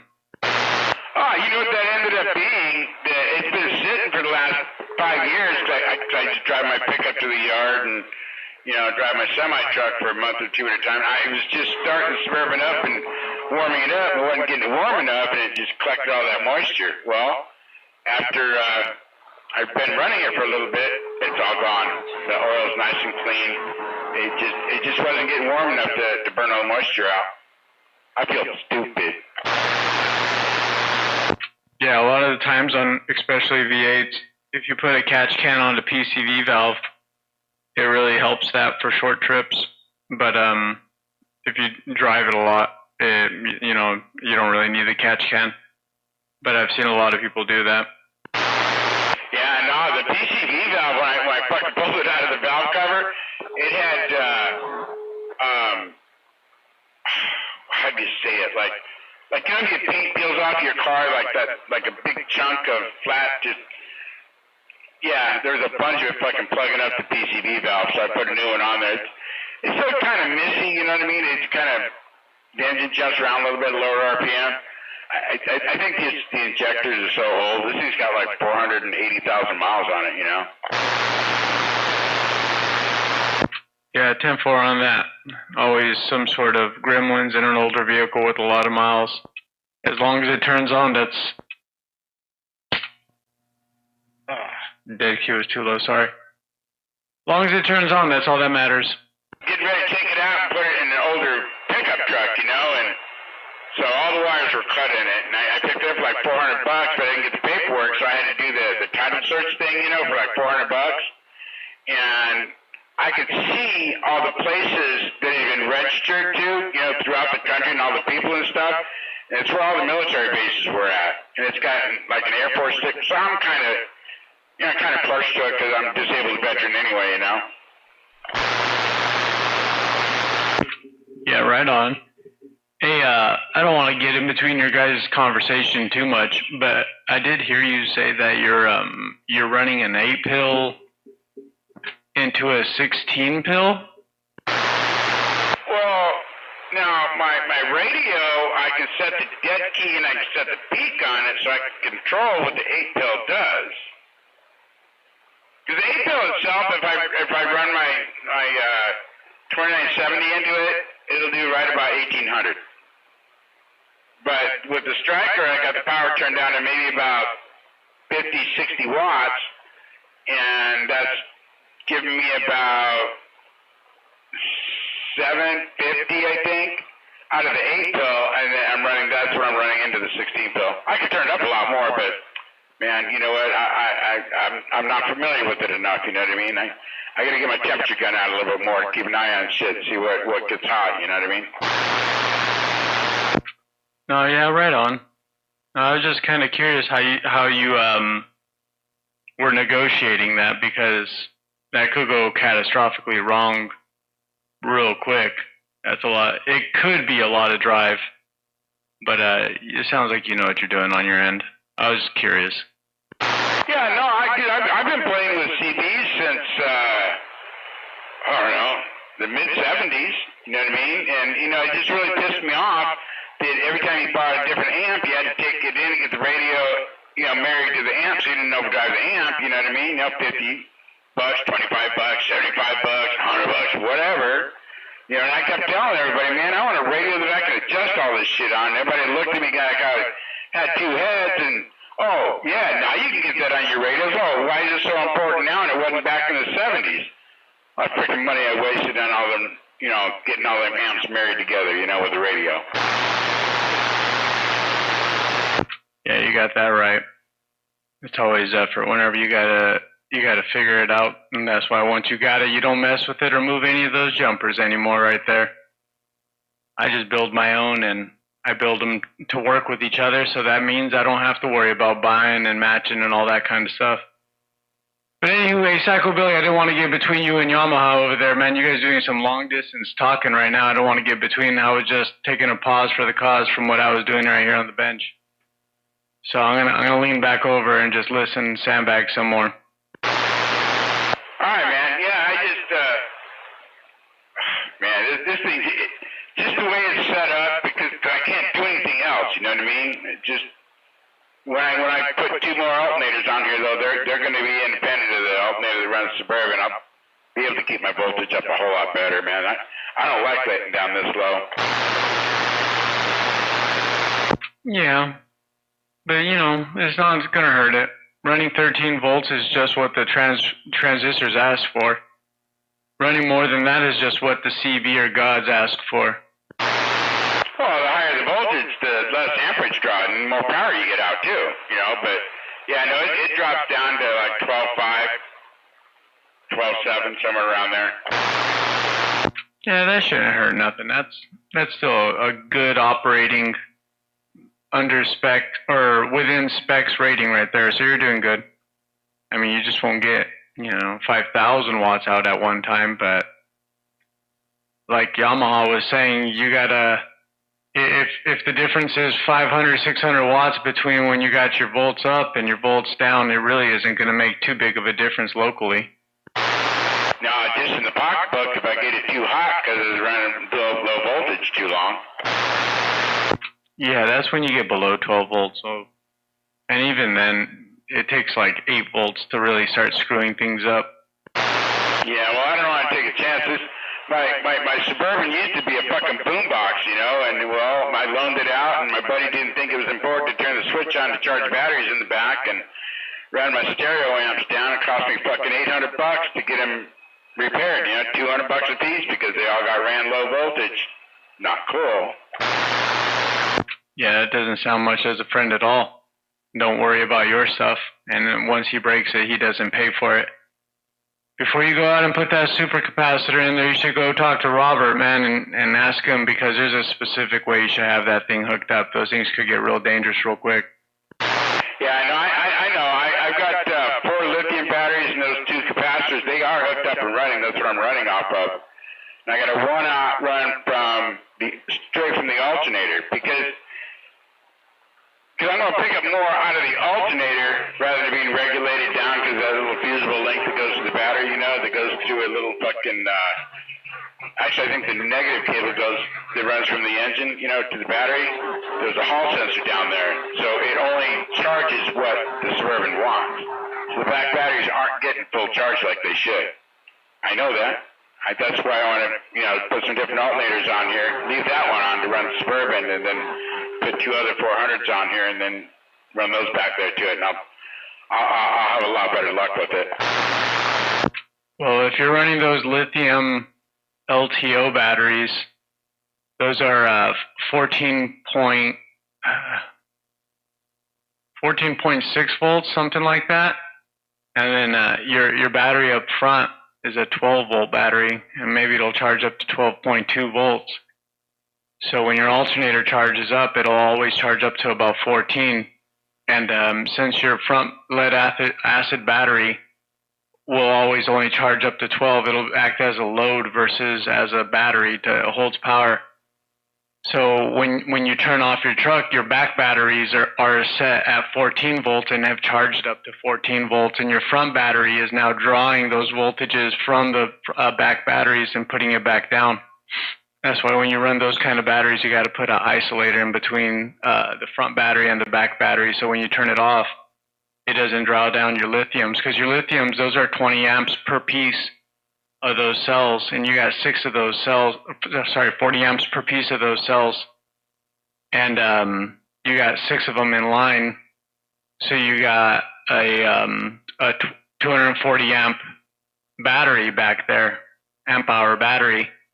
But if the front battery is drawing it back down all the way back down to 12, you're losing all the benefits of it. I don't know. I've done a whole bunch of research on it too, and I got a couple on order coming from China. I don't get the brand name ones. I just go straight to the supplier. How high amperage and how much are you paying for those? I think it's 180 per battery. So I'm getting 18 cells. So each one is 40 amps at 2.4 volts.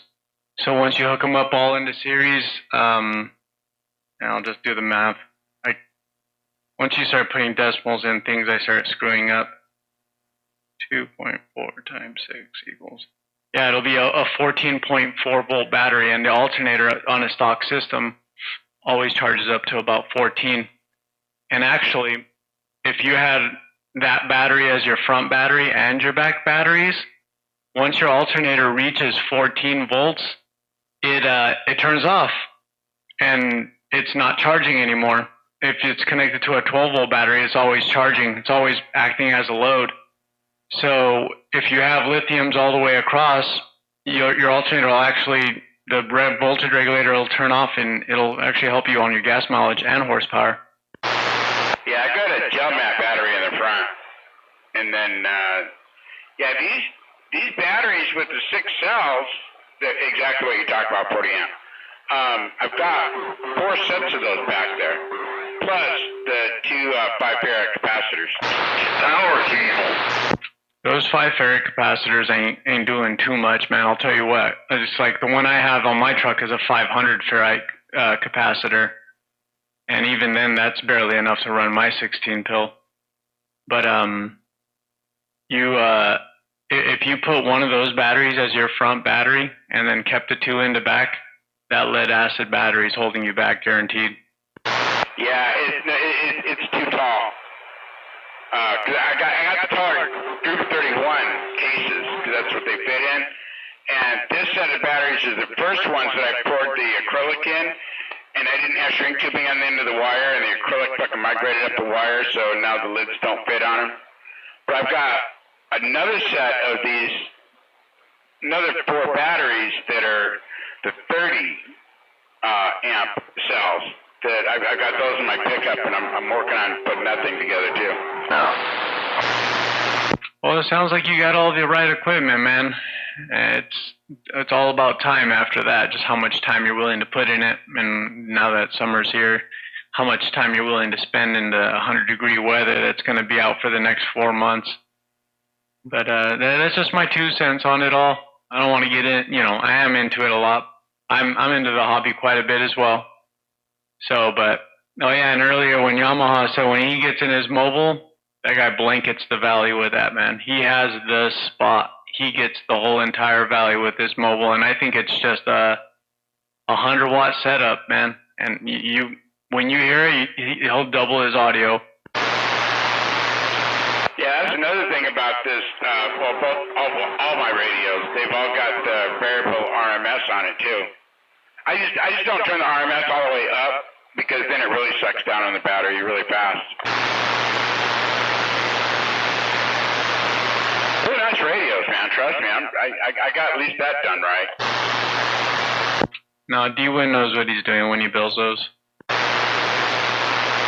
I was talking to Robert, and Robert's all like, yeah, he's only at like 100% on his radios and for the audio, and he goes, man, my radios, they're all like 140, 150% audio, and I guess that would work even better to push more RMS, but it's fine. I'm good with this. They're hi-fi transmit and receive, so I'm good with them. Peanut definitely knows his shit down there. He built me a high drive 4-pill that I was driving with my Striker, and it was doing over 1,200 on the bench down there. Yeah, he's got a 32 pill out there that he mentioned. He said, I don't want to sell it, but if he did, how much? And I'm fucking seriously contemplating it, man.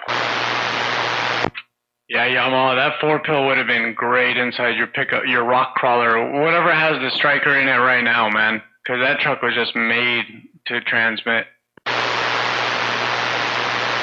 I ended up getting rid of the amp to GW, but it was a good amp. There was nothing wrong with it. Might as well make money for something that you just have sitting on the bench anyways. Other amplifiers will always come back up. Yeah, it's like, man, I could always have you build me something else. That was a great amp, and it was great, but it didn't work out in my car, so it was sitting on the shelf. So I'm like, whatever. He wanted it, and money talks and bullshit walks. I'm just waiting till I could convince you to buy a tube amplifier to put up there, man. Then you really put some audio down. Yeah, let me know when you got the next one built. Like, I think you sent me a picture of those. There's like a single tube or something where it puts out like 1,000 watts. Oh yeah.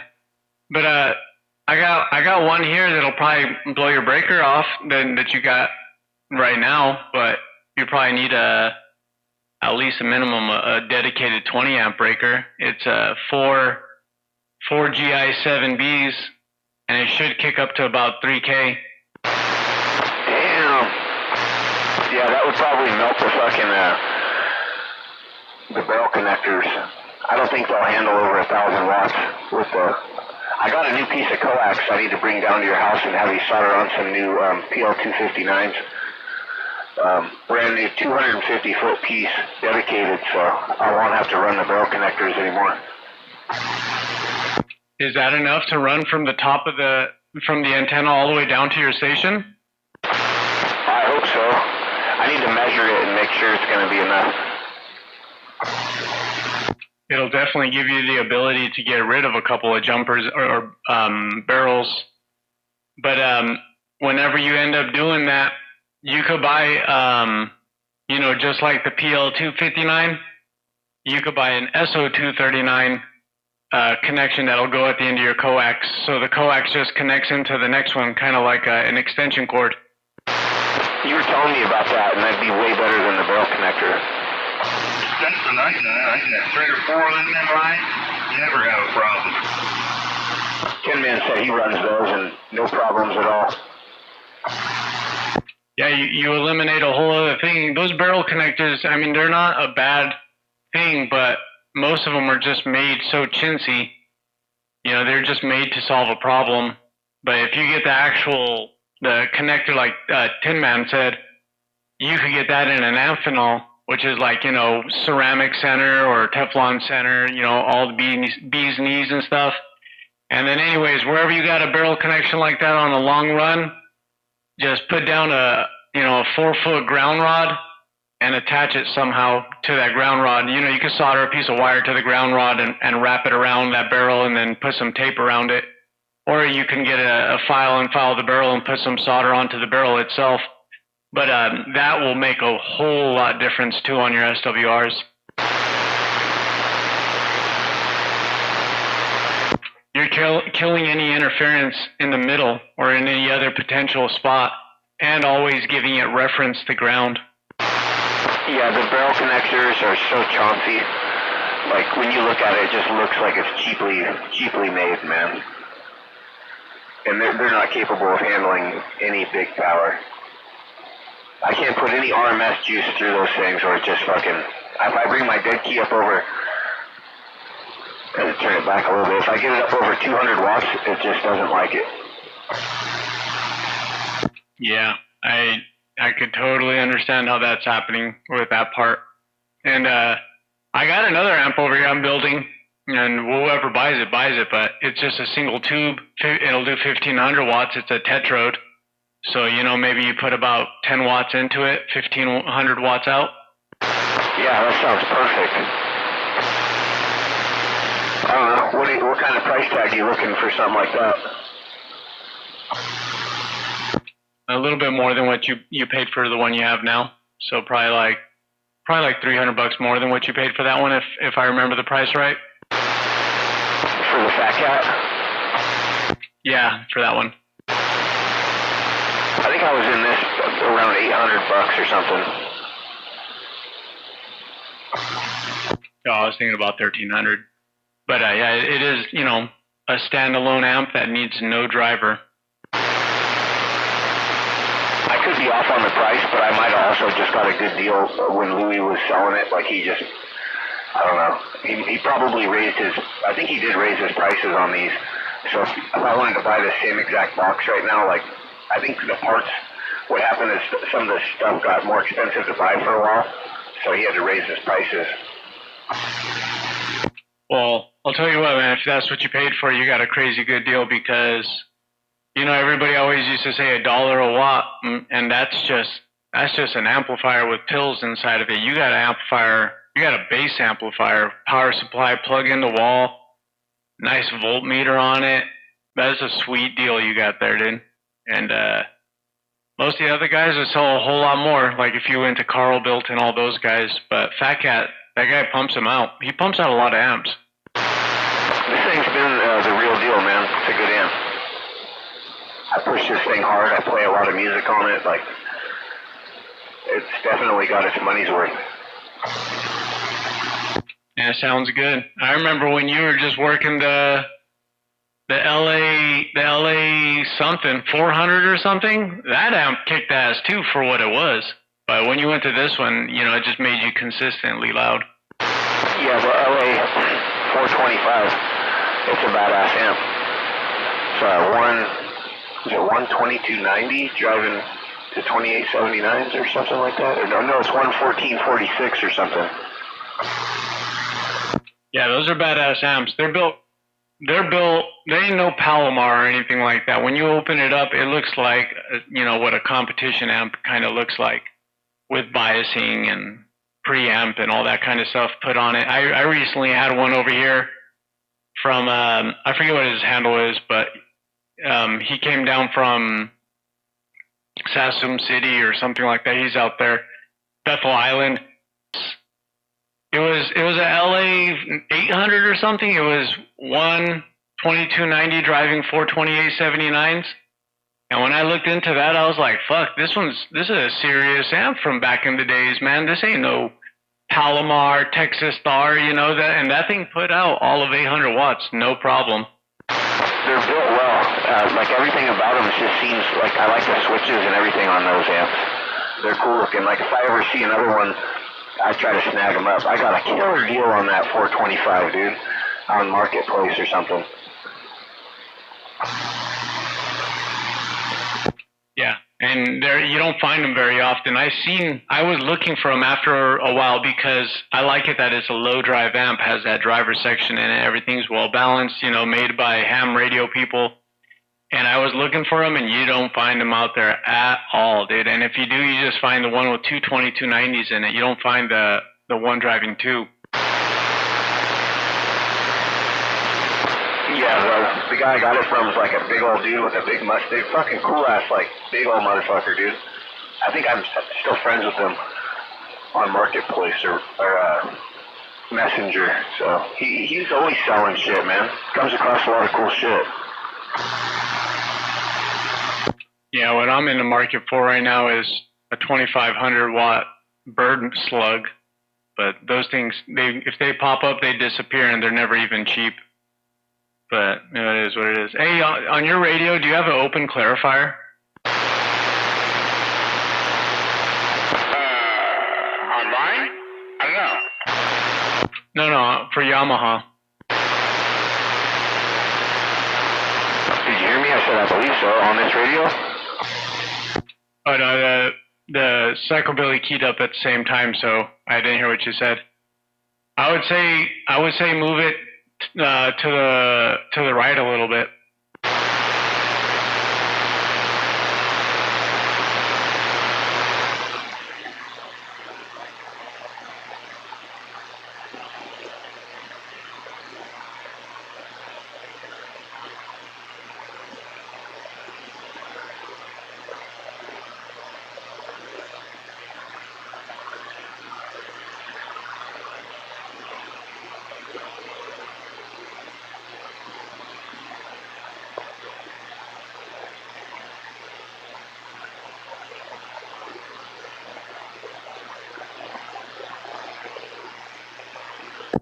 No, yeah. No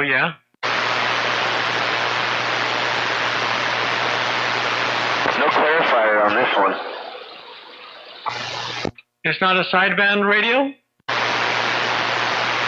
does have sideband, but I'm looking, I don't see like no knob for the clarifier. Squelch, AF gain, fine course over there. It's directly on frequency right now. Tone, calibrate, RF gain, mic gain. Yeah, what's the fine course say? What does it have another word to it? Because that's probably what the clarifier is. And you know, it's called one thing on a Cobra, something else on a Galaxy, kind of like mic gain or dynamic. No, the fine course at the end it'll adjust the frequency counter, and I can, you know, right now it's dead nuts on 165. Okay, so on those Galaxies, you can unlock the clarifier so that when you move the frequency that you're receiving on, that you can see on the frequency counter, you're also moving the transmit frequency if it was unlocked. Hey, how close am I on frequency? You're pretty close. I got a gate rolling if you want to go and look at it. I left my phone inside. Is that your gate that keeps running all the time out there? I think it's out of Modesto. I get your gate out there. I listen to that every now and then. I get out here on my radio every now and then. It's like about a 3 or 4 second delay. Oh yeah, and I have it that way on purpose. But or YouTube does it that way on purpose, and it's on low latency. Like I set it on high latency, and it'll put a 15-second delay. But yeah, it's mine. 470 Video Gates, running 24/7. Yeah, I get that on my phone. No, both of you guys are pretty much on it, but I have it so zoomed in right now that I could really tell how far it is off. And you're a little bit to the left, and Yamaha's a little bit to the left. I can turn that knob a little bit. Now it says I'm on 27167. Audio check, break. Okay, so your clarifier is unlocked. You just moved it all the way clear to the other side. Bump it, just be, you said 25.165, and you said you have it on 26.27? Like, or sorry, 175, is that what you said you have it on? 27167. I just adjusted it a little bit more. It was on 27168. I clarified it to 27167 right now. So Course is going to move it a whole lot more, and then Fine is going to move it a whole lot less. So put it on 166.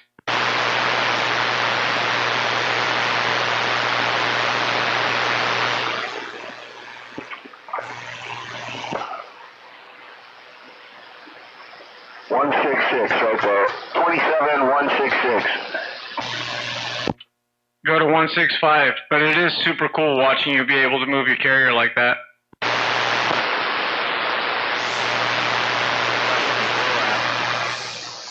That should be coming back.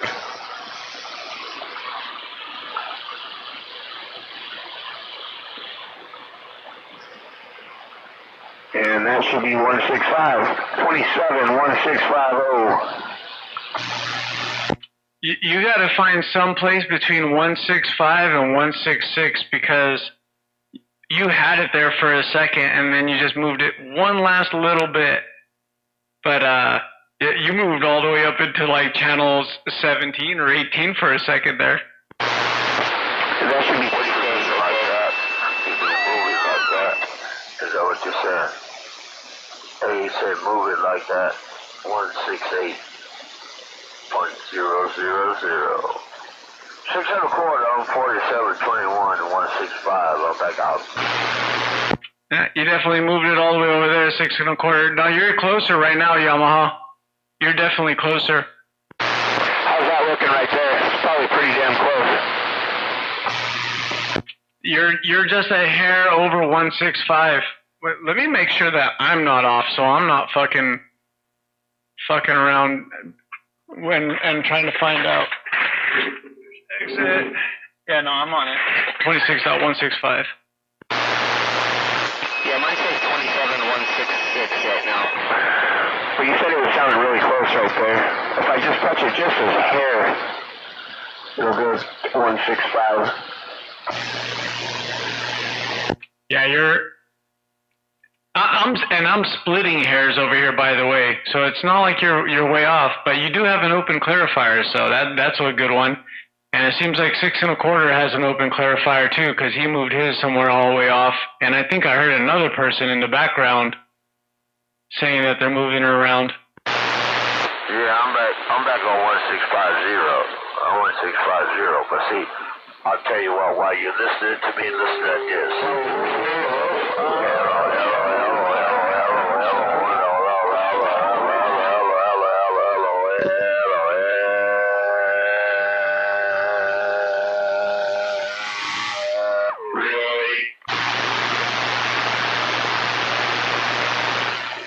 Yeah, you moved it all the way up into 27.170, and you brought it back.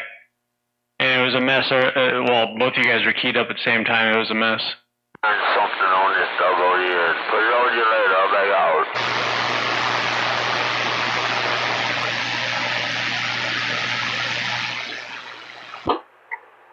470. Go ahead there, Green Hornet. I just kind of wondering when my little box is going to be done. Pandora's box? My a little box.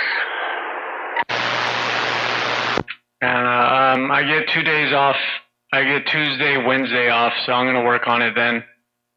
But almost done with my 7-day stretch. Okay. You know, this month turned into what? Almost 4 months. But that's okay, don't get me wrong. I'm just saying, I got no money out yet. 10-4 on that. It shouldn't take too long. It's a triode, so thank God for that.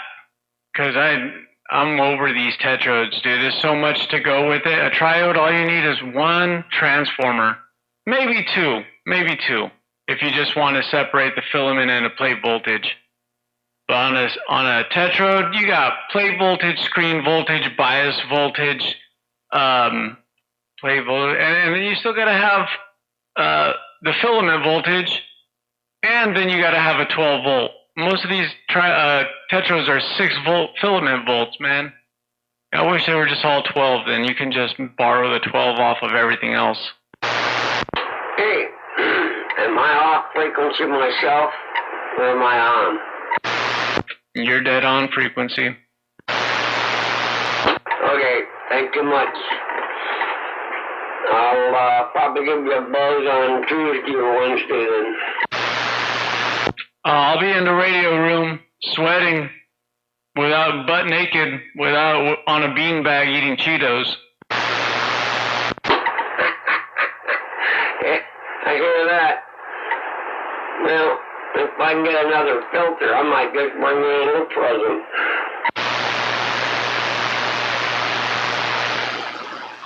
What do you, a filter? What do you mean filter? For what? I got a cooling fan that I need a filter for the front of this stupid thing that pretty well clogged up. And I just make sure everything works. You know, you put water on it and it'll, believe me, that little bugger really puts the cold air out. Oh, I know what you're talking about. You got a swamp cooler style fan. I got this blower I got from Costco. It has 3 misters in front of it, and I have it outside my room, pointing right at the window, and then I turn all my exhaust fans on, and that seems to make me feel better as long as I'm sitting in front of the window. No, this isn't the swamp cooler. This thing here, you can sit right behind you in there, and won't take up much room. It's only about 3 feet tall and probably 6 inches square down to the base. And then it's got like a 10-inch base that it sits on. If it's an air conditioner, I don't want it.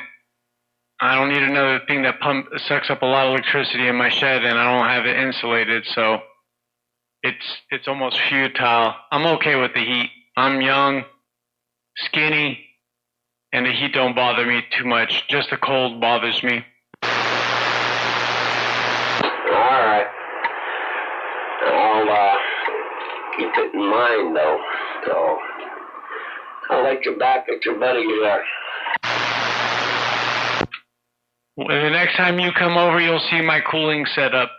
I have that fan if I need it, but for the most part, that whole overhang side, you know, where my radio room is, it's all lined with misters on the outside. And when I open up my window and I turn on my exhaust fans, all I get is the cool air. And none of it has sun that touches it, so the concrete's not superheated. And, you know, I could get it to drop, 15 degrees. It's a relief. That's all I need. Yeah, sounds good. Sounds real good. Glad it's working. All right, hey, I might just hit the sack here pretty quick because it's pushing 1 o'clock. Yeah, I hear that. I should have gone to bed a long time ago, but there's actually people out here talking. So I was talking. Hey, I know. That's me too. I hear somebody talking. I gotta shut up and see what's going on.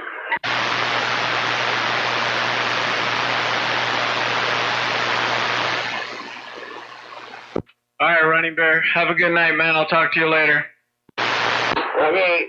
You're gonna start calling me Rolling Hornet. I personally like Running Bear better. All right. We'll catch you later.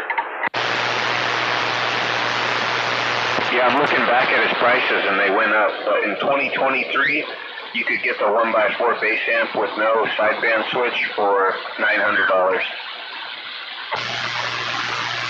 That's pretty good. Does yours have sideband? No, I didn't need it. I don't talk on sideband very often. Yeah, and it's less efficient. You could get more power out of a Class C amplifier. I mean, if you're going to talk sideband, you need it set up for sideband, but if you're going to be working the amplitude modulation, you definitely got that station. Looks like a 6-pill bass C-pills 1100, 1x2 stage bass C-pill 650, 2x4 stage mobile C-pill 725, a 1-pill mobile 250.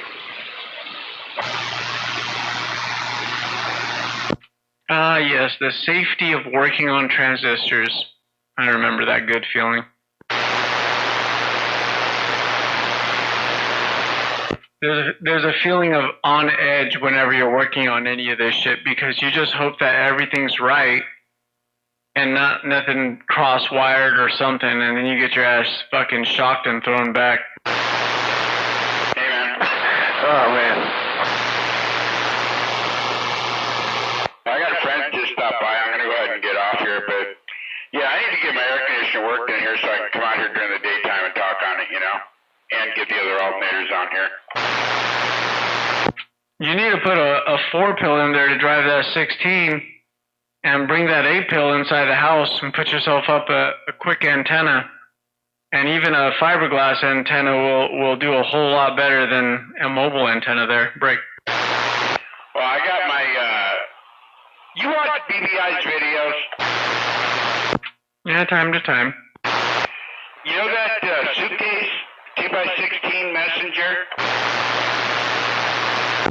Yeah, the one, oh, I don't know.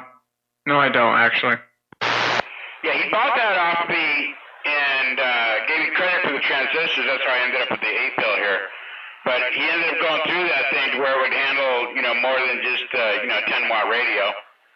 And it's two 2879s driving 16 2879s in the messenger tradition. So, and it's sideband and everything. I was thinking about grabbing that thing and bringing it out here and seeing what it would do. I know last time I had it up was doing like 2800. Yeah, but the 16 pill you have now should be doing about 5,000. Why would you downgrade? Well, you know, I talked to fucking Robert, and he was telling me that it's old school and it's just not gonna put out what you think it's gonna because it's just an old school amp, you know. Yeah, I'm still a fan of, even if you just put a 10-foot, you know, a 20-foot pole in the backyard, a fence pipe with an Antron, a Solarcon, what's that other one called? The 2000, Solarcon 2000, or whatever that one's called, or just like a Mako antenna. That 2x16 you're saying you got would work amazing and probably have great audio. It won't do you know, as much as a regular 16, a comp 16 pill will do, but all I run is an 8-pill over here, and I do fairly well for myself. I'm not running it right now, but yeah, I just, you know what I mean? I just need to get my voltage to stay up before I go screwing around with, you know, because Luke went through that whole thing completely. You know what I mean? It's still got all 4 stages on it, and you know, I get it. I'm running on low stage and run the 70-watt radio into it. You know, I don't do that shit. I got it now. You know. yeah, right on. Yeah, I'm just saying set up a base station, and then you could be in air conditioning, and you don't have to spend money putting it into your truck. You just spend it and to be inside your house, and then you put a nice easy chair right there, man, and fuck, you're living the American dream. Yeah, you know, I I was at what's that ham radio outlet? I think it is. They used to be out in Oakland, and that's where I got my 7300 from. It's Mars modded on, off, switch on it.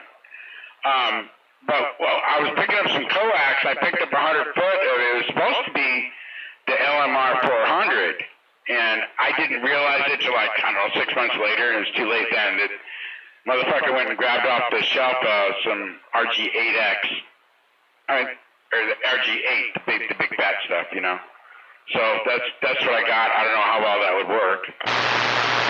That'll work great. I personally like that better than LMR 400. LMR 400 is so rigid, and it has a foam dielectric in it that if you crimp it a little bit, you screw it up permanently. That RG8 has Teflon in between it, and it's an RG8U. So it's the thick stuff. It can handle something like 5,000 watts RMS. That's good, man. RG8U, RG316. That's what all the big watt runners used to run all the time. And still do run. Especially if you want it to be able to flex. If you're going to put on a beam, for sure. Yeah, I've got a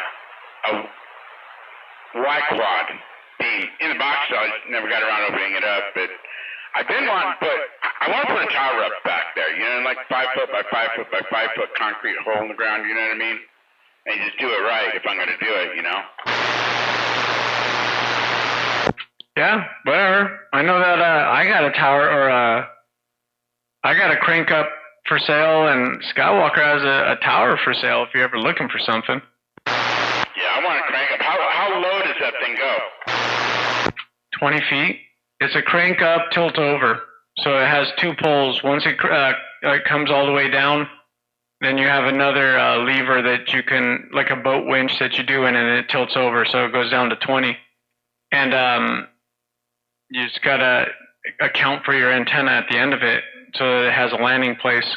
How much you want for it? 400. Oh shit. You'll never find another one like it, I guarantee you. It's actually some ham radio guy made it, and with what it's on it right now, it cranks up to 60 feet. It's made out of like 5-inch well pipe or something, I don't even know. And then the center one is like 3-inch, and it's thick wall. It has the guide wire mounts and everything on it. It's legit. It's a crank up, tilt over, all the mounts and everything are with it. You just need the concrete. Yeah, I want one of them towers that's like, 3-sided all the way up. Each chamber piece inside it, like, 3-sided. Not just a pole. Because a pole, you got to use guidelines on it, Any crank up, I would always use guidelines, period. If it's a freestanding Roan tower, then I wouldn't really worry so much about the guidelines. But if you have multi-sections, there's always going to be play. And, 1 centimeter here, 1 centimeter there, by the time it gets to the top, that thing's swaying like 2 feet. Yeah. I don't know. I've seen that. And there's a lot of them out there that don't let that happen, you know what I mean? They fit pretty tight inside each other all the way up and down, If you think $400 is a lot, and you're talking about one of those, get ready, what is it, CB? Constantly buying or something like that? You're gonna bust out a whole bunch of money. Yeah, I don't know. Maybe I'll go with something simple. I don't know, man. I just want to do it right the first time, you know what I mean? Run that fucking thing up there and put a big old flag on it and not worry about it bending over, 60 feet in the high. And the big old fucking American flag on it.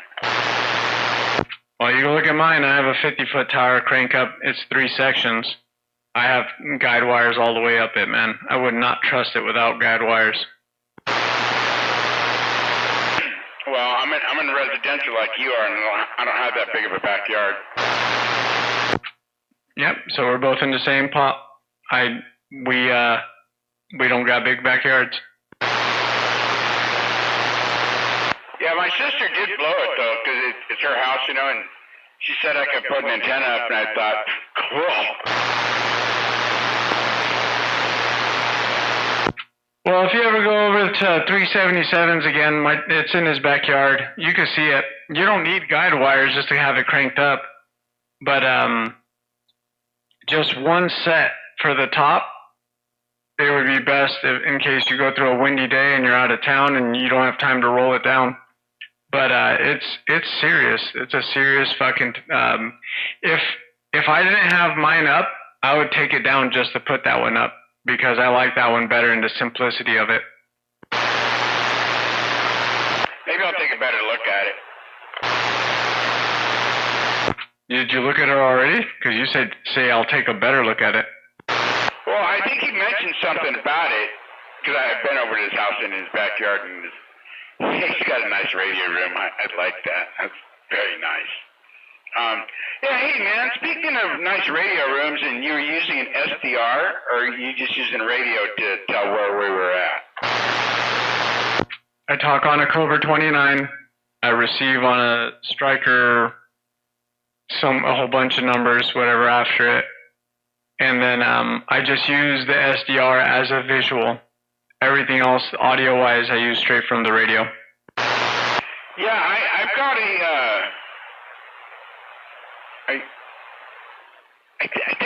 I think I got something I can get hook an inverter up to it, and I know I got a 10-inch touchscreen HDMI monitor, and I have a computer, and I want to get one of those little bitty computers and put an SDR in here, so when I'm, doing a video gate or something, I can, show myself and them both on the SDR. Yeah, as long as you got a computer in the car, but just go back to, man, even just having an antenna 10 foot off your roof, you'd be doing it, and you'd be in the house in the air conditioner with a computer with no inverter. Dude, I want to put a base up. I really, I have enough shit to do it with, I just don't have the tower, and I'm too lazy to go out and dig a fucking hole in the ground, I'm gonna have to move my shit out of my concreted driveway that runs from the sidewalk all the way to the back of the house.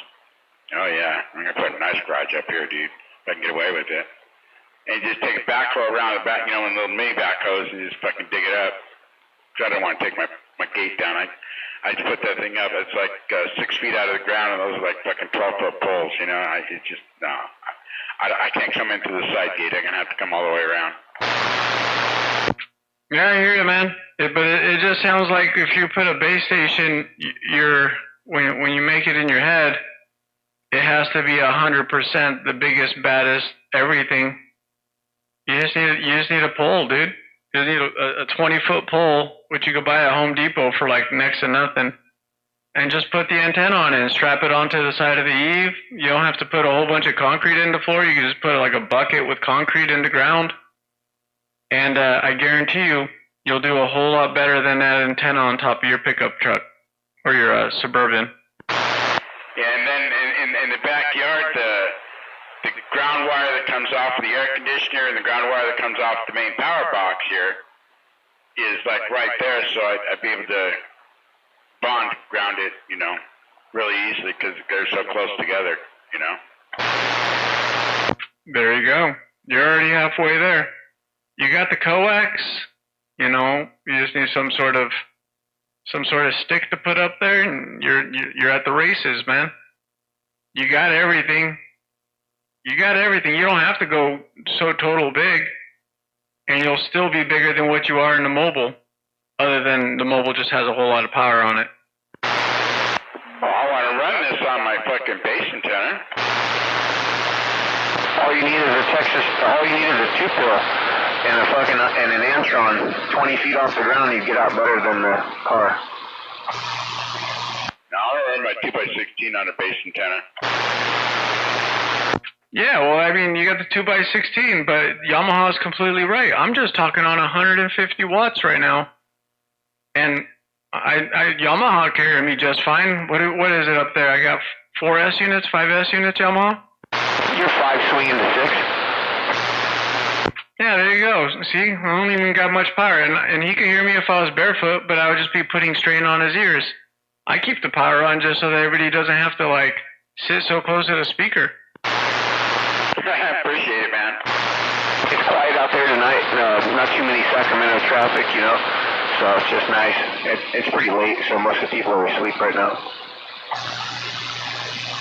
Well, you get Sacramento booming in you guys up there?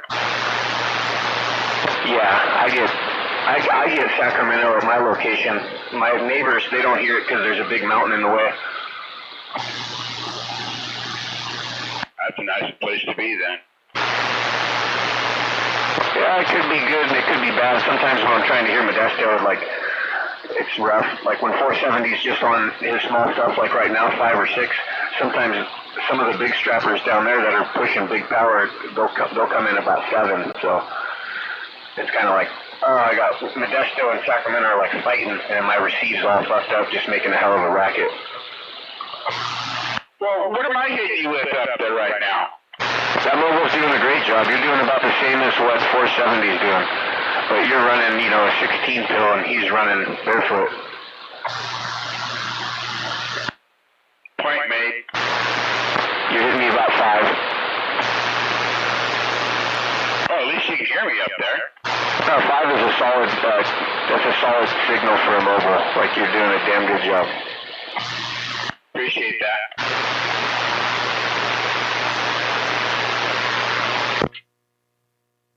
There, and that's me turning it on, at least on with my power on low side.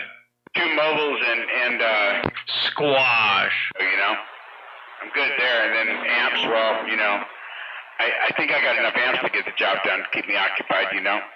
Plus, when I get that 24 pill, then, well, that'll be something else, too, you know. Your base station just completely put the smack down 470, and that was 9 swinging 10.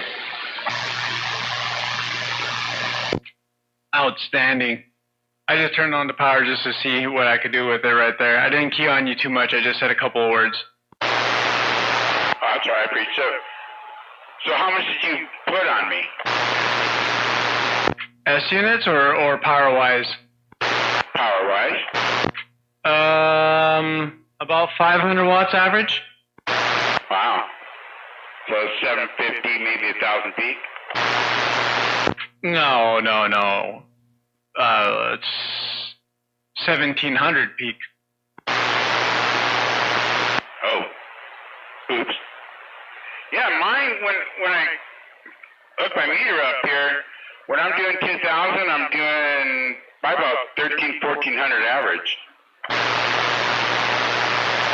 Say that again. When you're doing how much thousand? You're doing 1,400 average? Yeah, I think the peak was about 2,200, and the average was, I don't know, between 13 and 15. Yeah, I don't know. You got a different kind of setup than I do. I'm just talking on a Cobra 29. Well, the striker, I can adjust the dead key on the front of the radio where the power knob is at, you know. And then on the side of the radio, I've got variable peak, and then on the other side of the radio, there's another knob that does the variable average. I'm sure if you move that into right combination, you could get more peak out of it. Yeah, I just don't know how far to drive this thing, you know what I mean? I just don't know how far to go with it. Typically with a 16 pill, you drive it 1x4. You don't want to drive it with more than 1,000 watts. Even 1,000 watts is quite a bit for a 16 pill. So like a 4 pill, you do a 1x4. So you put about 80 watts into that 4 pill, you're going to see about 1,000 watts out of it. And and then you start getting to unbalanced amps like a 2x4 and a 1x2. Those are unbalanced amps. But if you build them right, you put enough attenuation voltage dividers, and then you can make it all work, of course. But yeah, so like 1,000 watts, that's where you cut the limit on into a 16 pill. People do way more than that, but you don't want to be blowing up good transistors. Well, I know. I see somebody to be with me that's done this before, and kind of watch it and let me know that I've gone too far or not,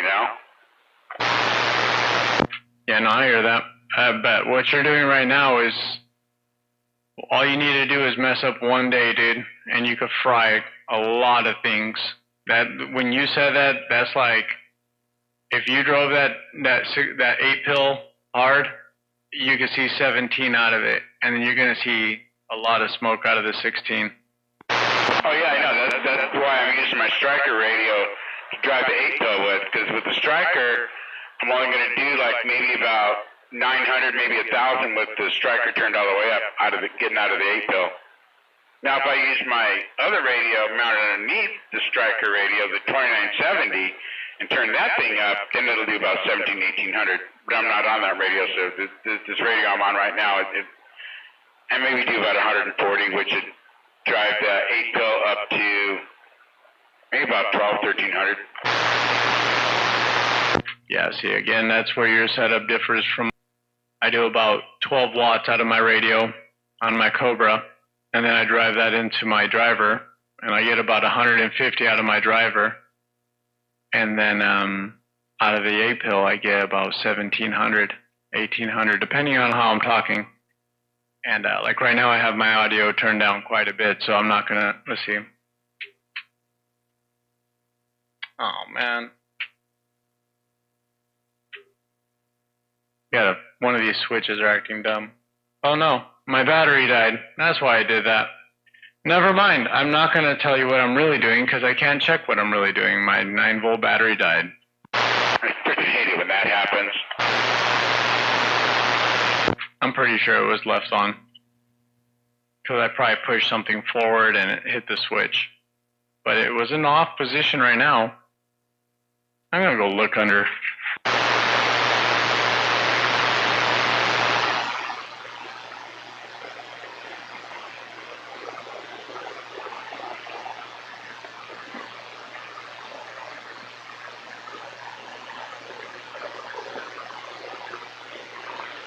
Did Skywalker tell you what I had going on?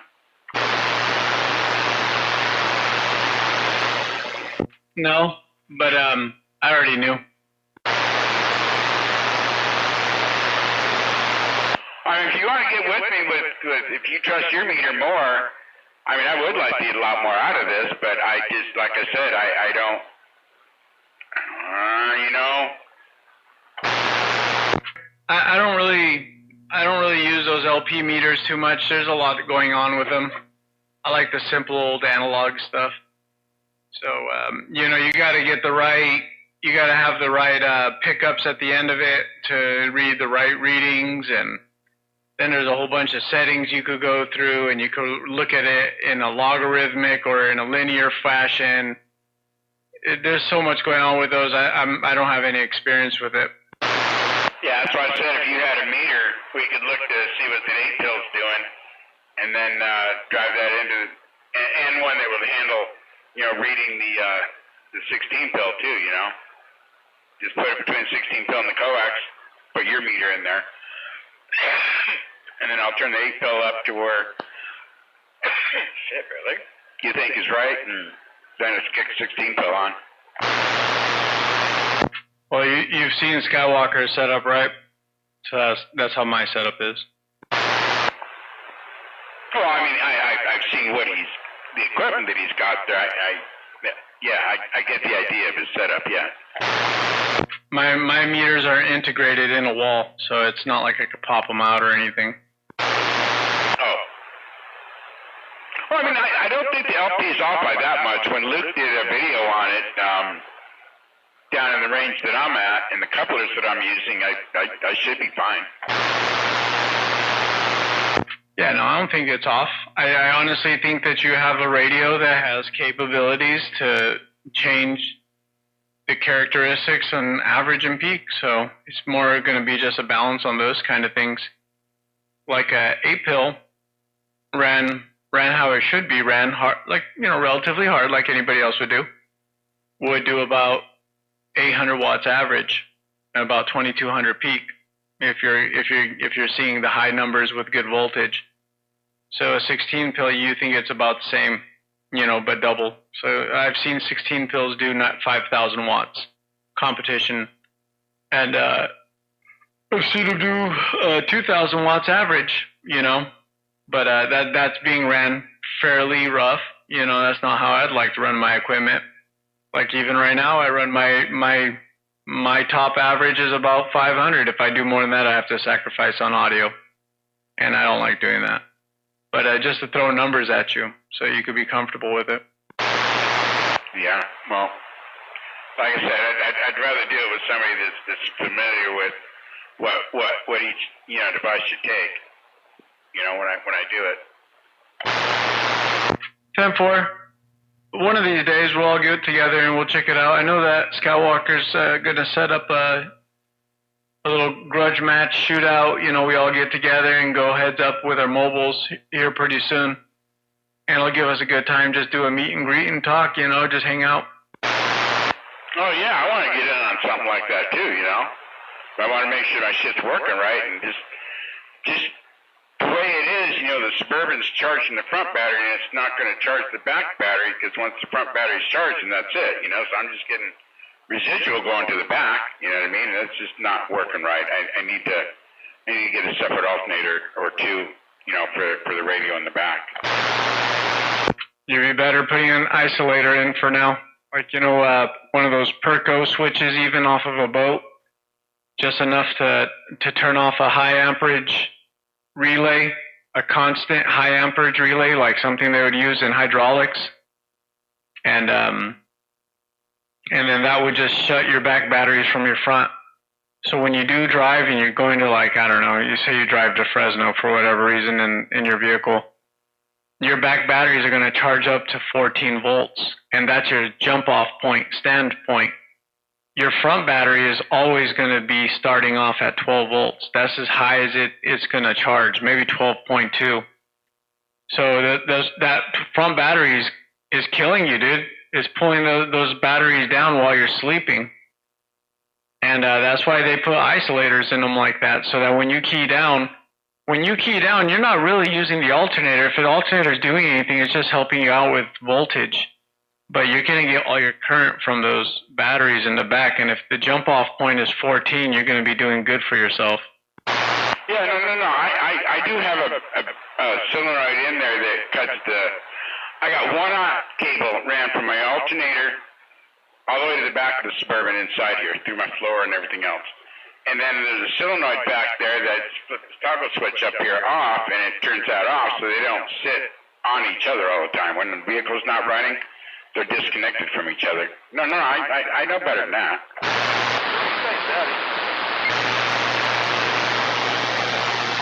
Did you hear that guy say something? I can hear him. I'm in Modesto.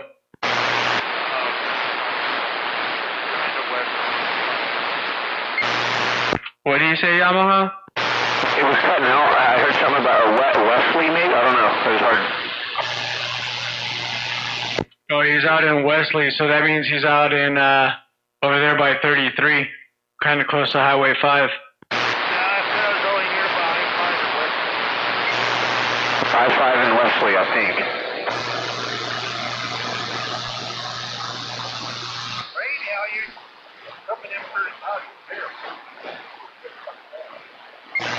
No, yeah, we're a base station, so we got big old antennas up in the sky. You know what it is? It's all about what's on the tower, not what's all about the power.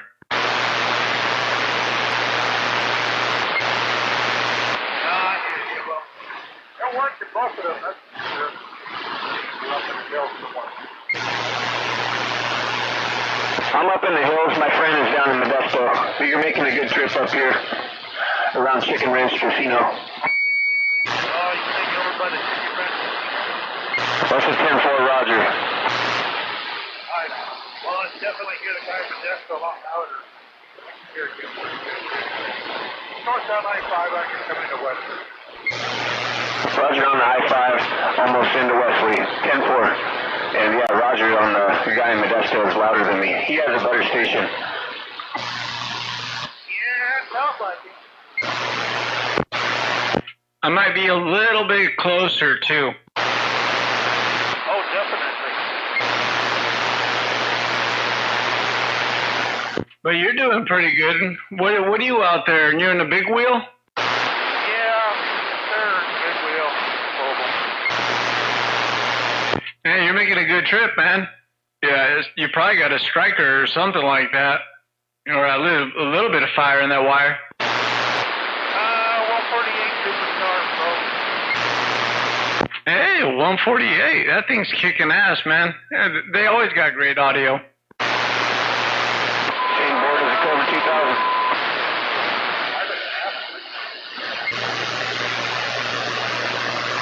Yeah, I didn't catch that last transmission.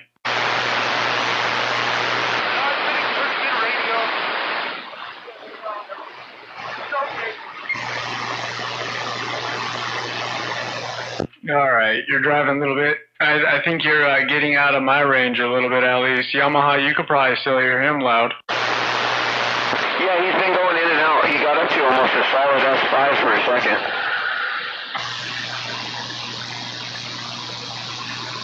How it is in the mobile, like all of a sudden you're good and booming in there, and then you take one more corner, and then you drop right off the planet. Yeah, you got that right.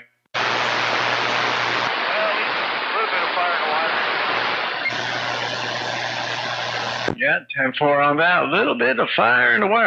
I got just a hair of fire in the wire there, too. I even got my sandals off. I heard you when you were talking at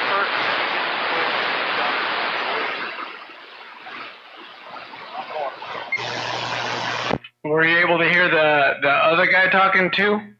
Psycho Billy? I picked you up first before I picked up Psycho Billy, and I was down there by Oh, okay. When you were over there by Santa Nella. Yeah, then you guys were getting louder and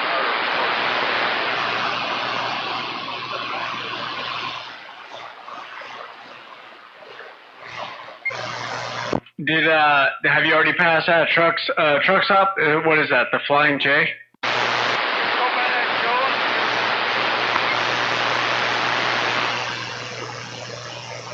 Yeah, there's a truck stop out there, Wesley, and you go down the hill if you're heading towards Sacramento, then you got the rest area where it goes, and it splits off to Sacramento or to the Bay Area or to LA.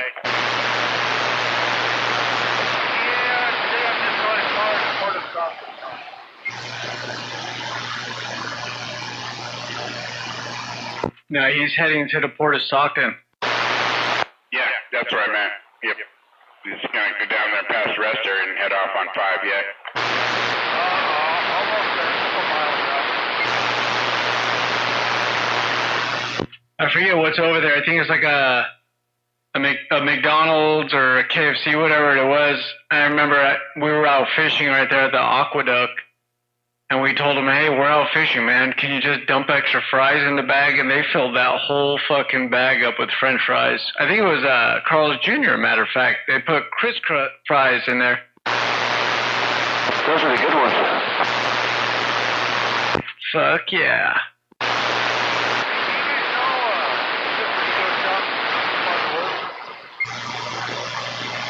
What do you say, Yamaha? He's looking for a radio shop. The best guy to go to is the 470 that you're talking to right now. Radio and Boston Truck, they had a little bit of problems with it. Found one down by Montana, another one down in Ontario. Oh, Jericho Bakersfield's no longer, so it's kind of hard to find good radio. What do you want done? I didn't know Jericho's closed down.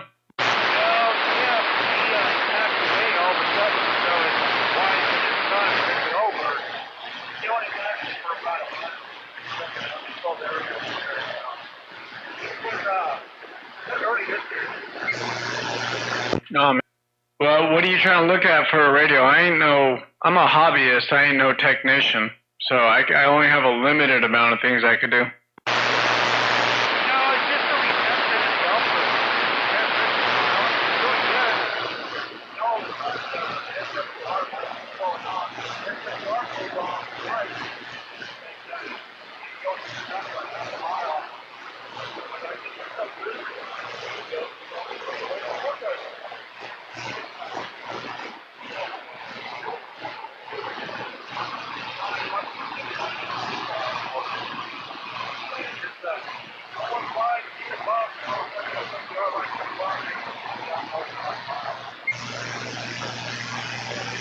Yamaha relay?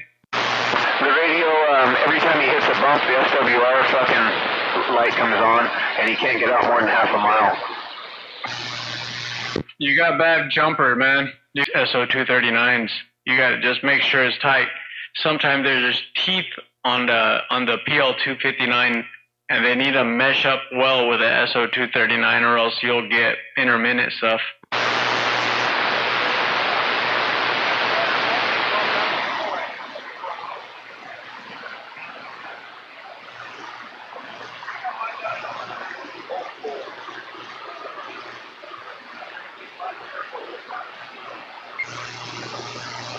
Relay. Yeah,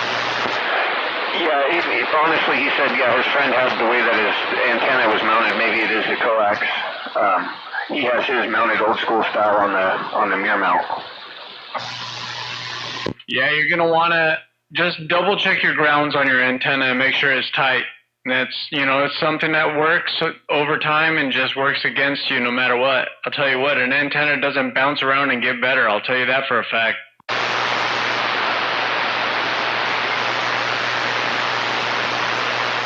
I think I keyed on him last time. No, he heard you.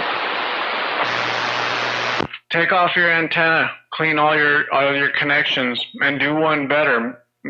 Send an independent ground to something that you know is metal that's clean. And I don't know what kind of antenna you're running. Are you doing like a Wilson style, or are you doing a Fire Stick style?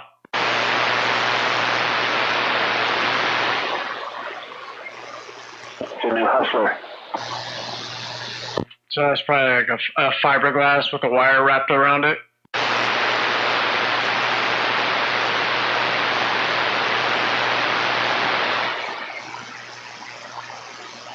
Well, it was rough. He's getting in a bad spot. Something about a Hustler, though. I heard about the old Hustlers. They're pretty much 102 whips, but they're made out of fiberglass. No fiberglass, it's metal. Yeah, just make sure all your connections are tight. And listen to what you said the problem was. When you hit a bump, your SWR light comes on. So that means something is loose. So your whip, your stinger might be loose. So just, have somebody sit in your truck, or turn your radio in the right position, and rubber band that microphone so it's keyed up. Come outside and just start slapping that antenna, and listen for things to wiggle and get closer and closer. But don't grab that whip while it's keyed up now there.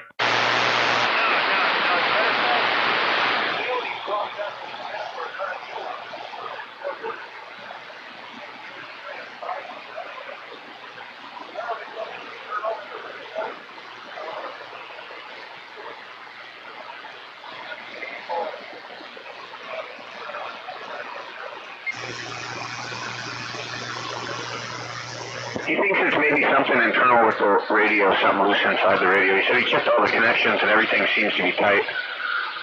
Something about maybe the way the coaxes ran through the cab could be a possibility problem. Yeah, that's definitely. If he's already kind of centered it down, he's the one right there that knows it. But it just doesn't. When that antenna light turns on, that's like a coax problem. It doesn't normally do that and be an internal problem. Now, if it was a Galaxy radio, I'll tell you that the SO239 always gets a cold solder joint behind it. That's notorious because they use a solid core wire right behind it. But Cobras, man, that's not normally an issue. It might be cheaper depending on what kind of radio. I mean, if it's like a Striker, then yeah, it's worth maybe getting fixed. But shoot, for the price, it's probably cheaper just to get a new, like a Cobra 29 or something. Have 470 fucking dial in a Cobra 29 for you, and you'll never have a problem again.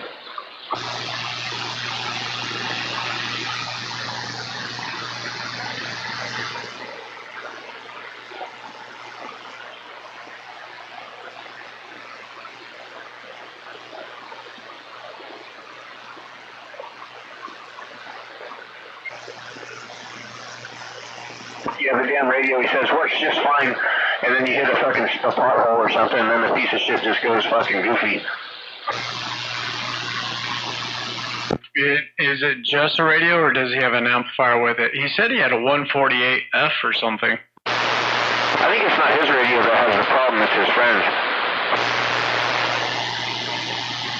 Oh, I don't know then. Well, is it a semi-truck? Yeah. Door not grounded right, mirror bracket not grounded right. Oh, yeah. It sounds like a ground to me, too.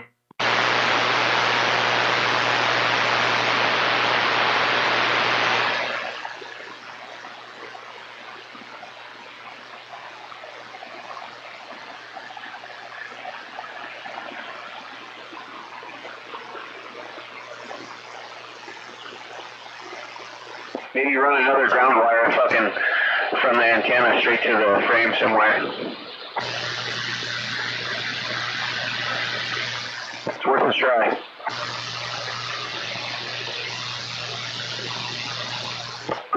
Ground. That's what 470 always says.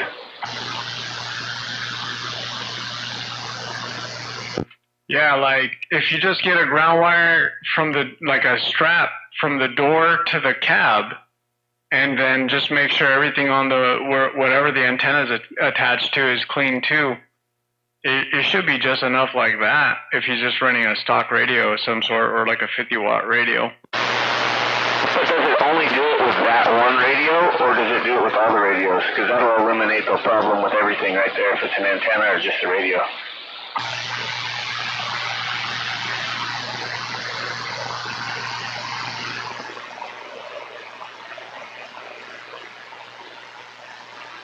What happened when you put the other radio in?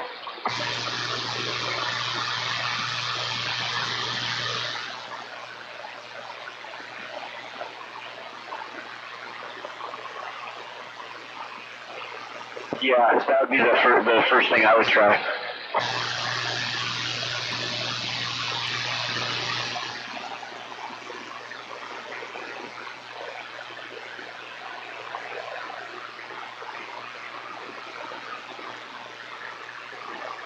Yeah, Roger, I got you. 33 and I-5. I got pretty good ears up here.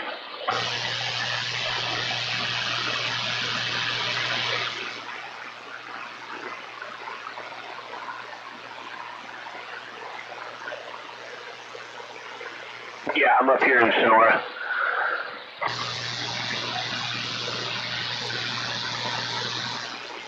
Yep, that's probably me. Alrighty, Richard. Well, you have a good one.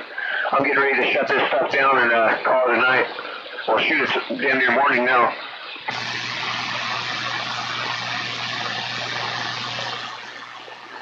No problem, man. Have a good night. Well, have a good day, man. Take it easy.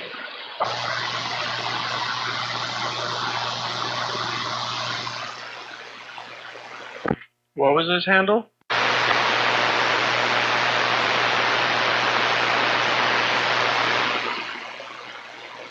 Roger on, they called you Hollywood in the 80s. 10-4 Hollywood. We'll see you. We'll catch you later.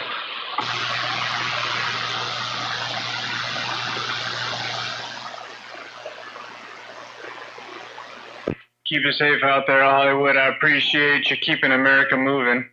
470, Mr. Peanut.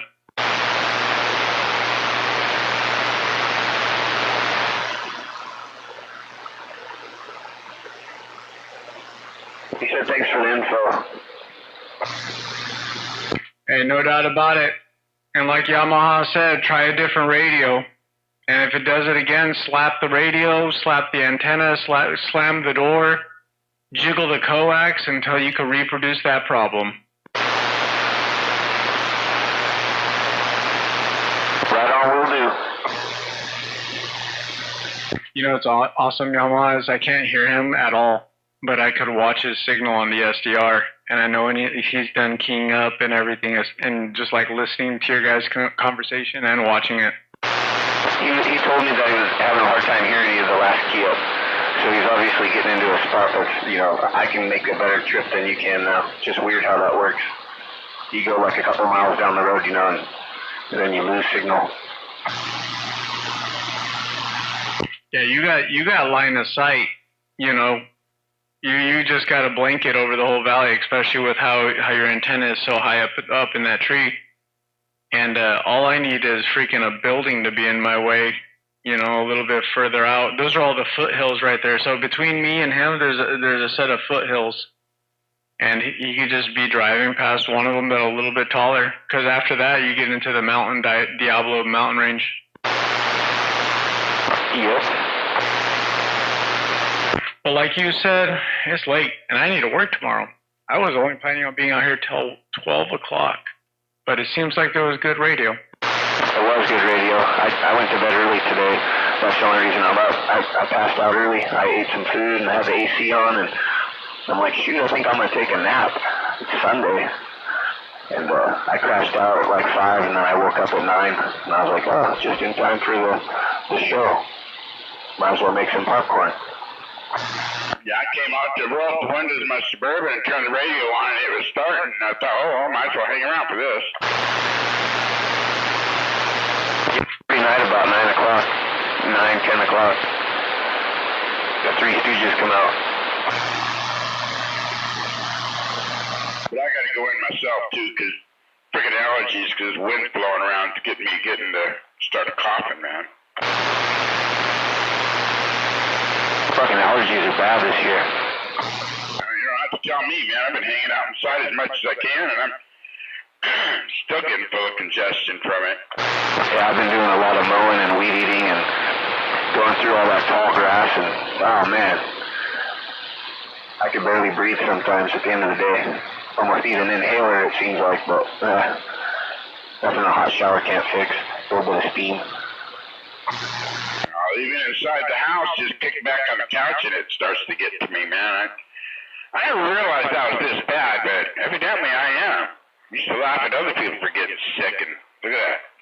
Got me going now. Yeah, for me, what kills me is the flies and the gnats and the fucking mosquitoes. Fuck, man, I hear you, brother. It's the worst thing about this time of the year. The flies, the mosquitoes are fucked awful down here at my house. I live next to nothing but, you know, a bunch of oak trees, and there's like a pond and a creek, and like the mosquitoes are bad, man. You go outside in the morning or even at nighttime, and the fuckers just buzz you and eat you alive, man. Not only that, the fucking ticks are bad this year. I woke up the other night, I felt something biting me. I was like, fuck, was that a spider or something? And I fucking plucked the tick off of me. Now I have to fucking worry about getting fucking Lyme disease. With all the other fucking health problems I got, fuck, that'd be like the nail in the coffin. Damn it, boy. I used to go deer hunting with my friends out there in Arkansas, and you may think that just because wintertime ticks and fleas ain't out, no fucking ticks everywhere out there, man. I make sure I, you know, put some double socks on and roll my pants up nice and tight so they don't crop underneath my legs, you know? You gotta wrap fucking double-sided, you know, the duct tape, and then you wrap it around your ankles, fucking the sticky side out. I'm telling you, man, I hate bugs, dude. Make my friends have to pick them off me. No, I'm not shitting you. In the last 3 days, I've had 3 ticks. They're bad. And then my dog, fucking, she likes to run through the brush. And, yeah, I'm pretty sure the other night when I got the one when I was in bed, and I was like, something bit me, and I fucking pulled up. It's like, I reached down, and I fucking pulled it off, and I turned the light on. It was like about this time at night.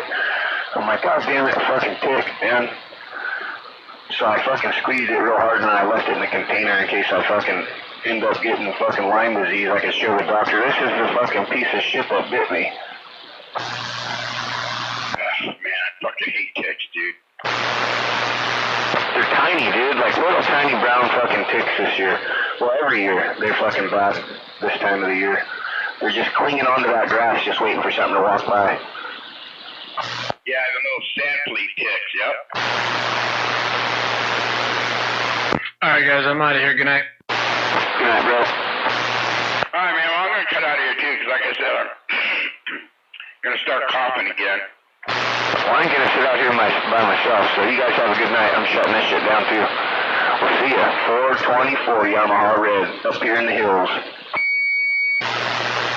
Alright, man. 415 Psycho Billy. Stand by. Check. Talk to you guys later. Have a good night.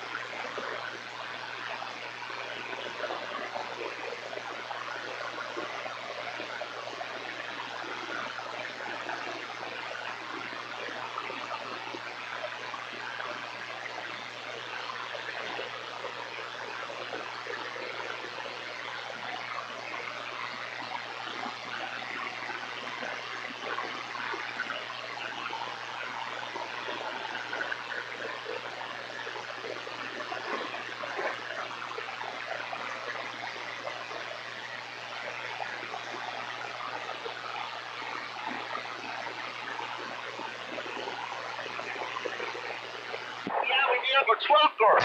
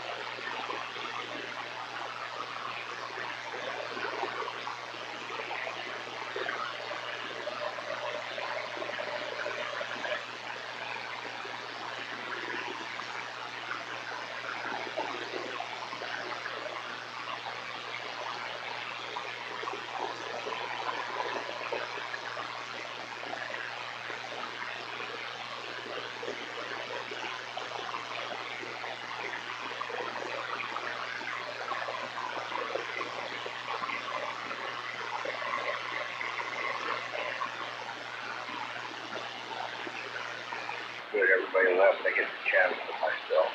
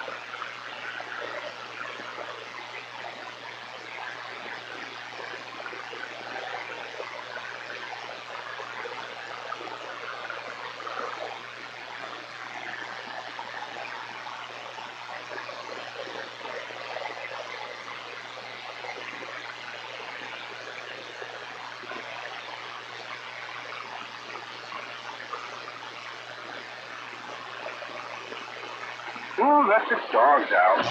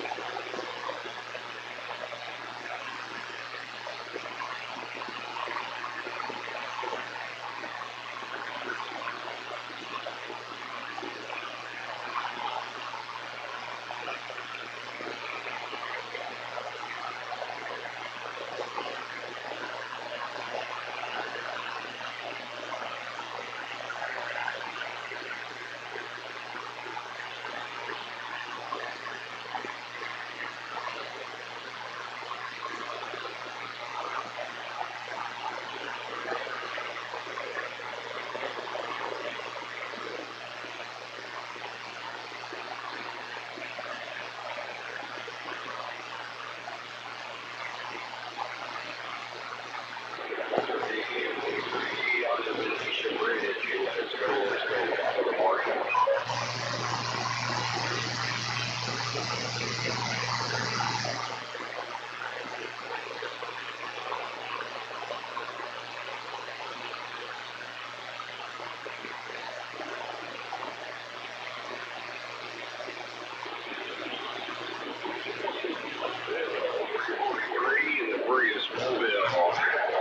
going on?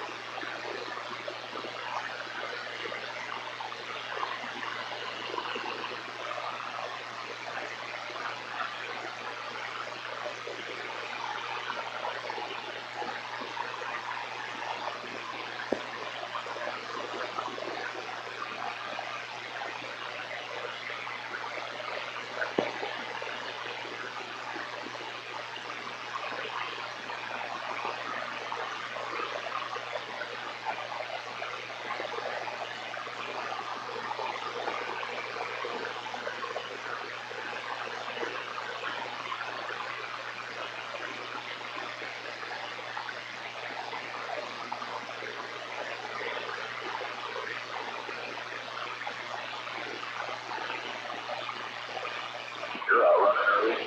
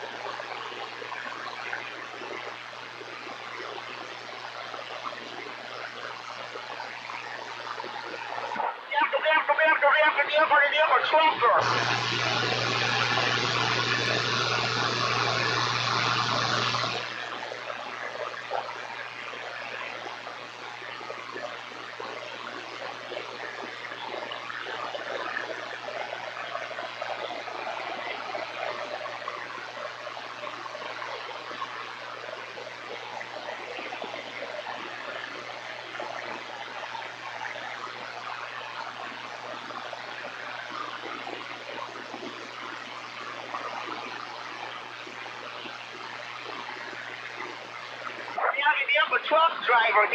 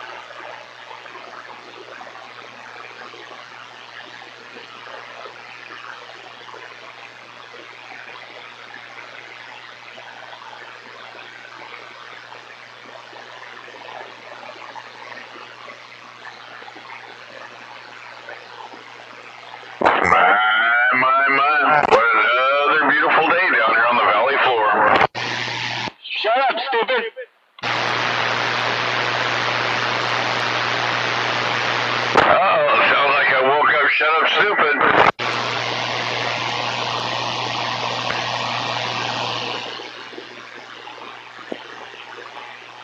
Well, no one wants to hear your dumb fucking ass this morning. It's Monday. Oh, that's all right. And like my, it's just another beautiful day.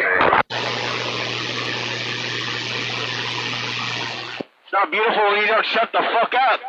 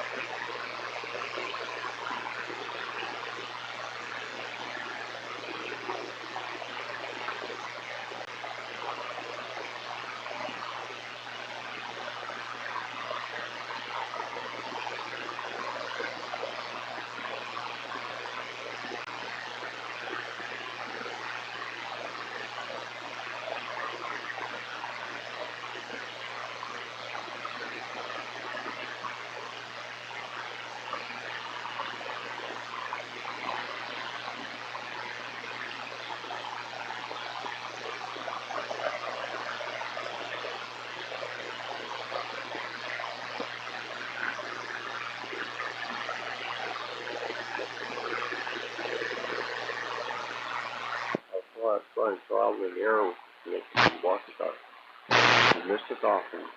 Greg, oh yes, sir. Good morning, Greg.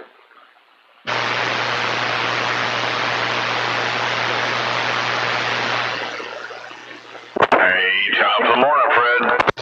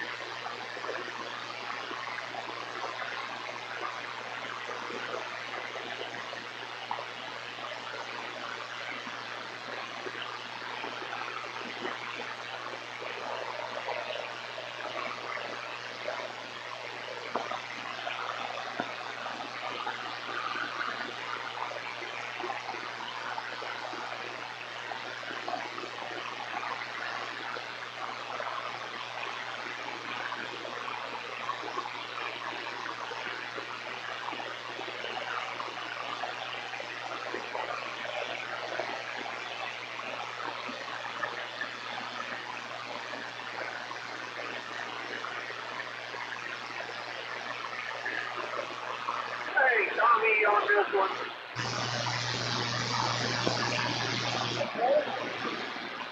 doing good. How are you doing?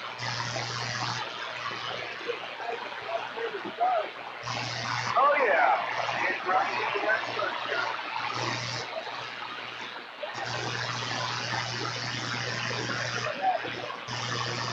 Yeah. Oh, well. It's my day. All right, Tommy. You have a good one. We'll get to that.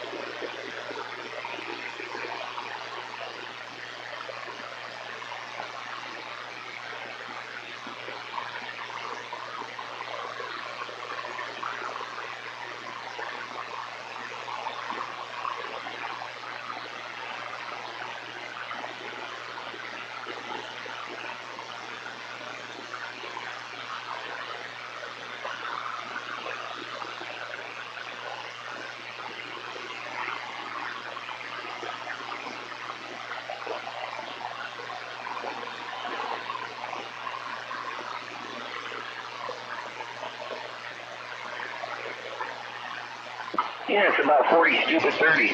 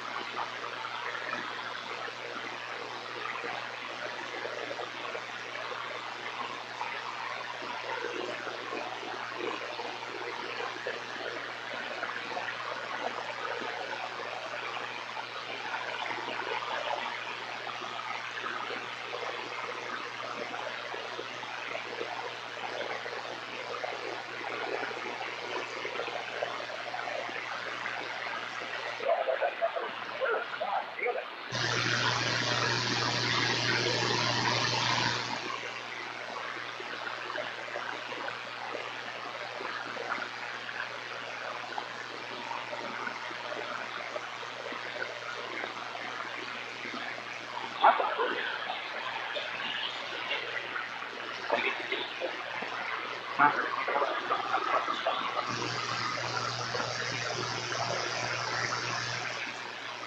think that third lane guy captured us thinking, well, yeah, I got a time perfect. Come on.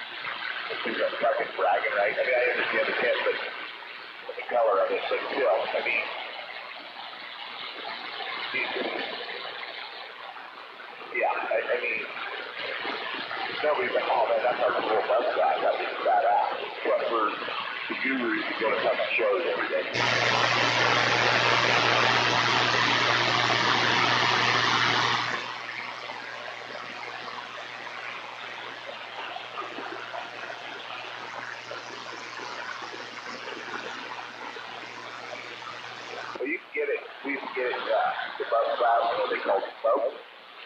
And that was almost like an orange. I guess it's kind of, you know, I don't even know, like a rust. It was a rust, I guess, more or less. But yeah, no, like I said, I was never, I mean, I did it because it lasted longer, you know what I mean? When you put it in your windshield, they last 4 or 5 years. Yeah, better quality glass and shit, but still, you buy fucking, if you use it every year, it's still be cheaper on the bucket. Yeah, no doubt. This glass here new is better than 2-year-old glass. Come on. Oh, no doubt.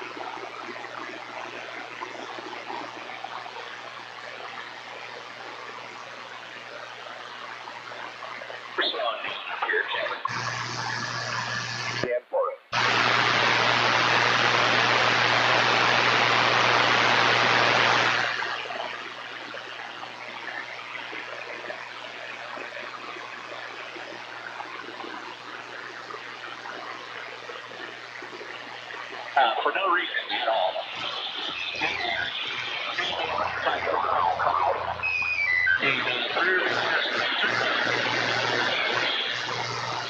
He went behind the fucking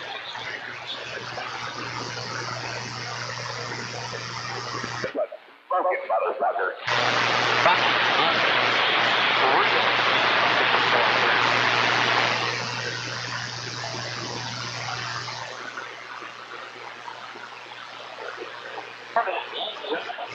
Get away.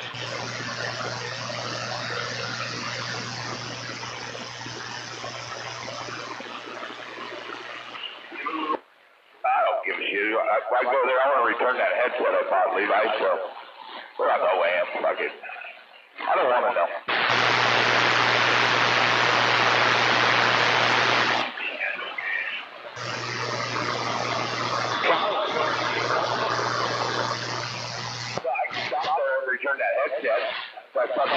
$130 on it. Jump.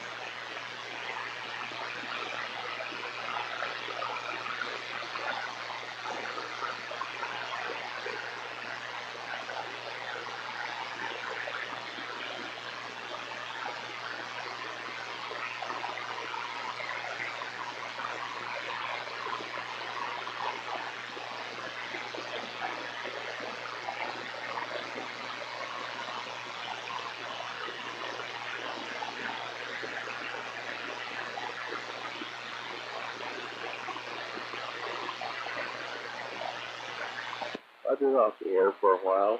This is Mr. Coffee trying his Midland walkie-talkie. Fairly new.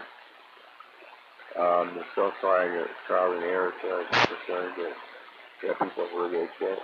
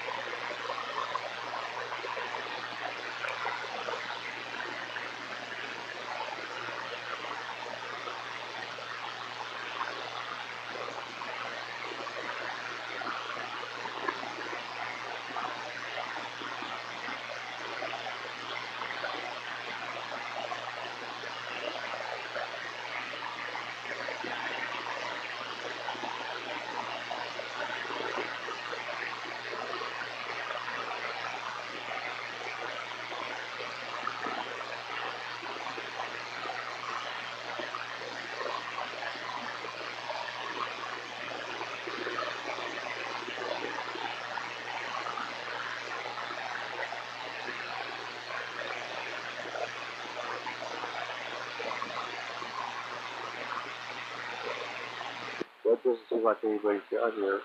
There's something like a few minutes ago or something. Yeah. This is Mr. Coffee. Stand by.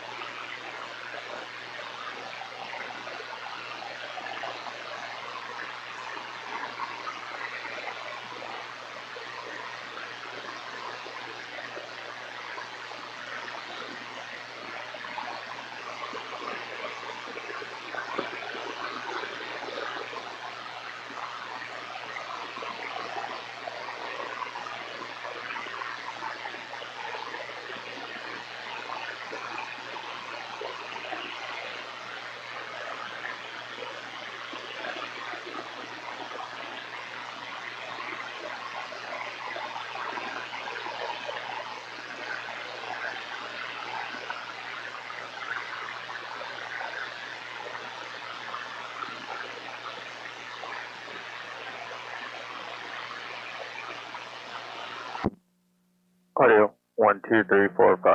Audio. Audio. Cranked up all the way, dead key. God damn.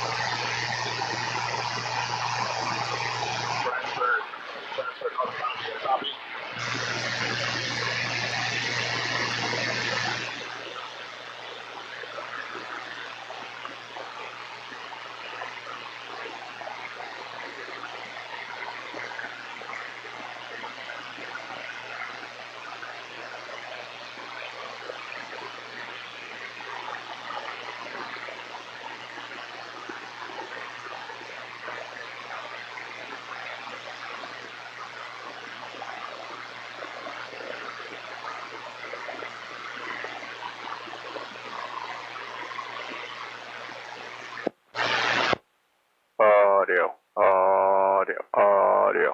1, 2.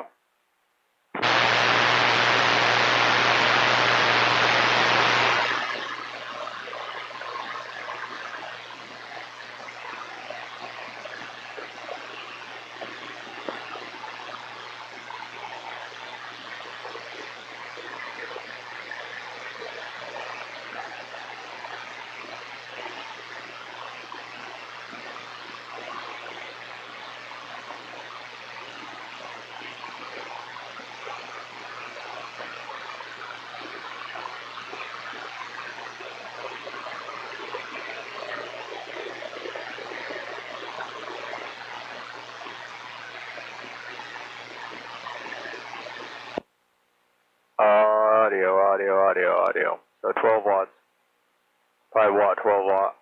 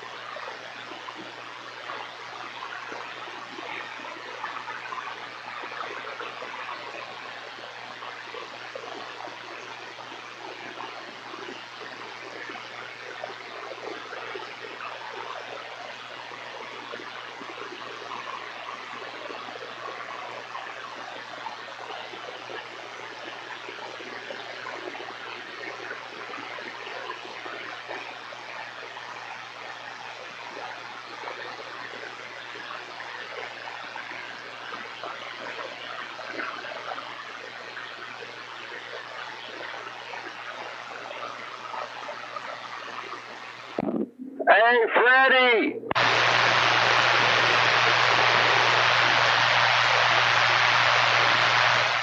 Oh, 470.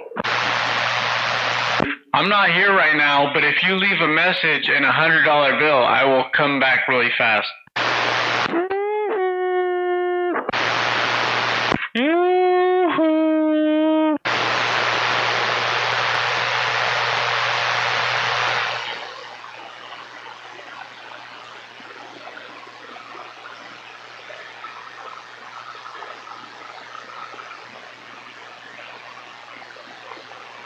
You must not be able to hear me.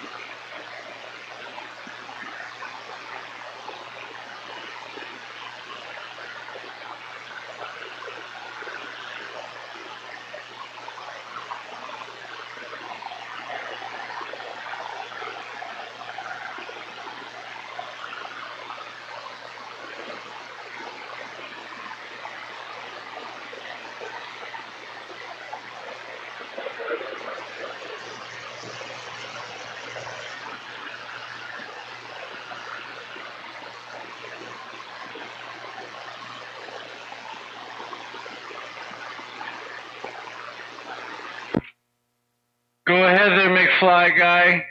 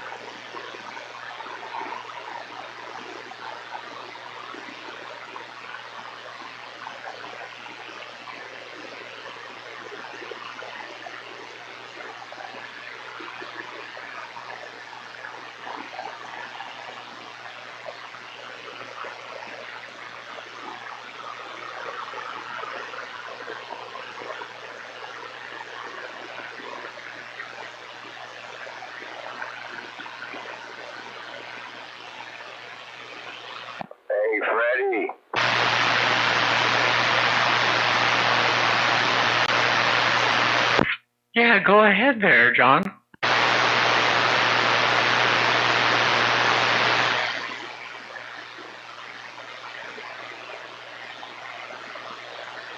You're not gonna just check in him, are you?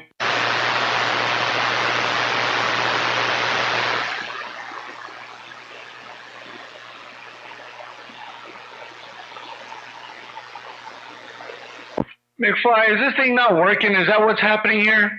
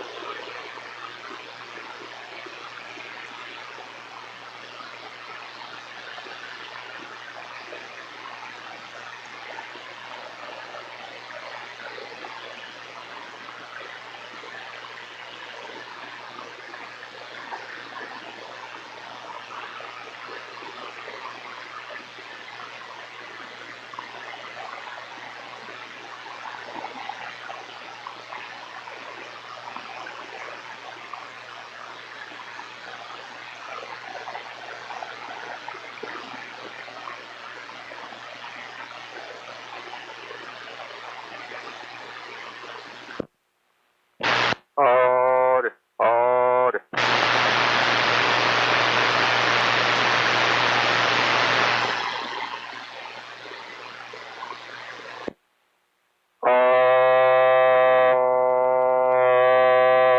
1, 2, 3, 4.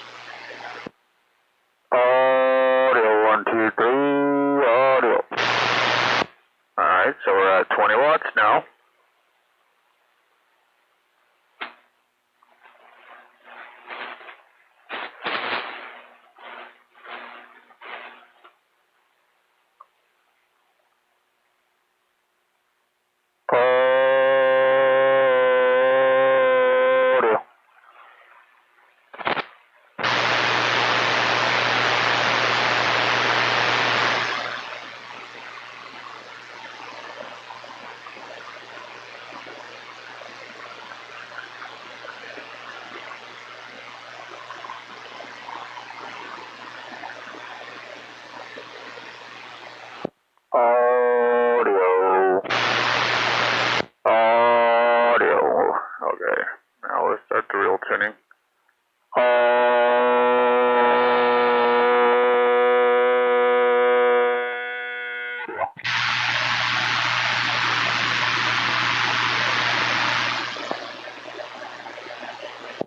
Audio. Alright, so close to 30 watts now.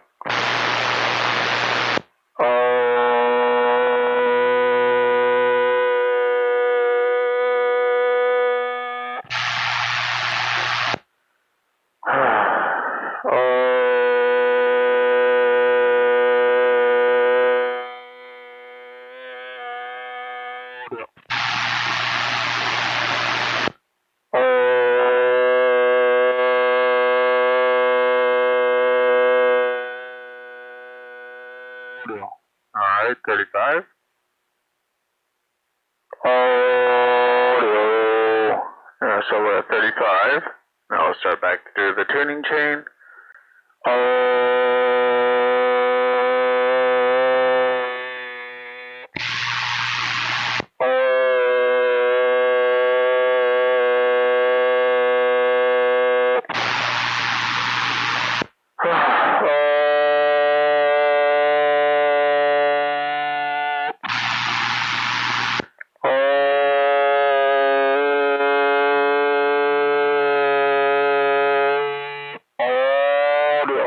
Yep, stuck at 35.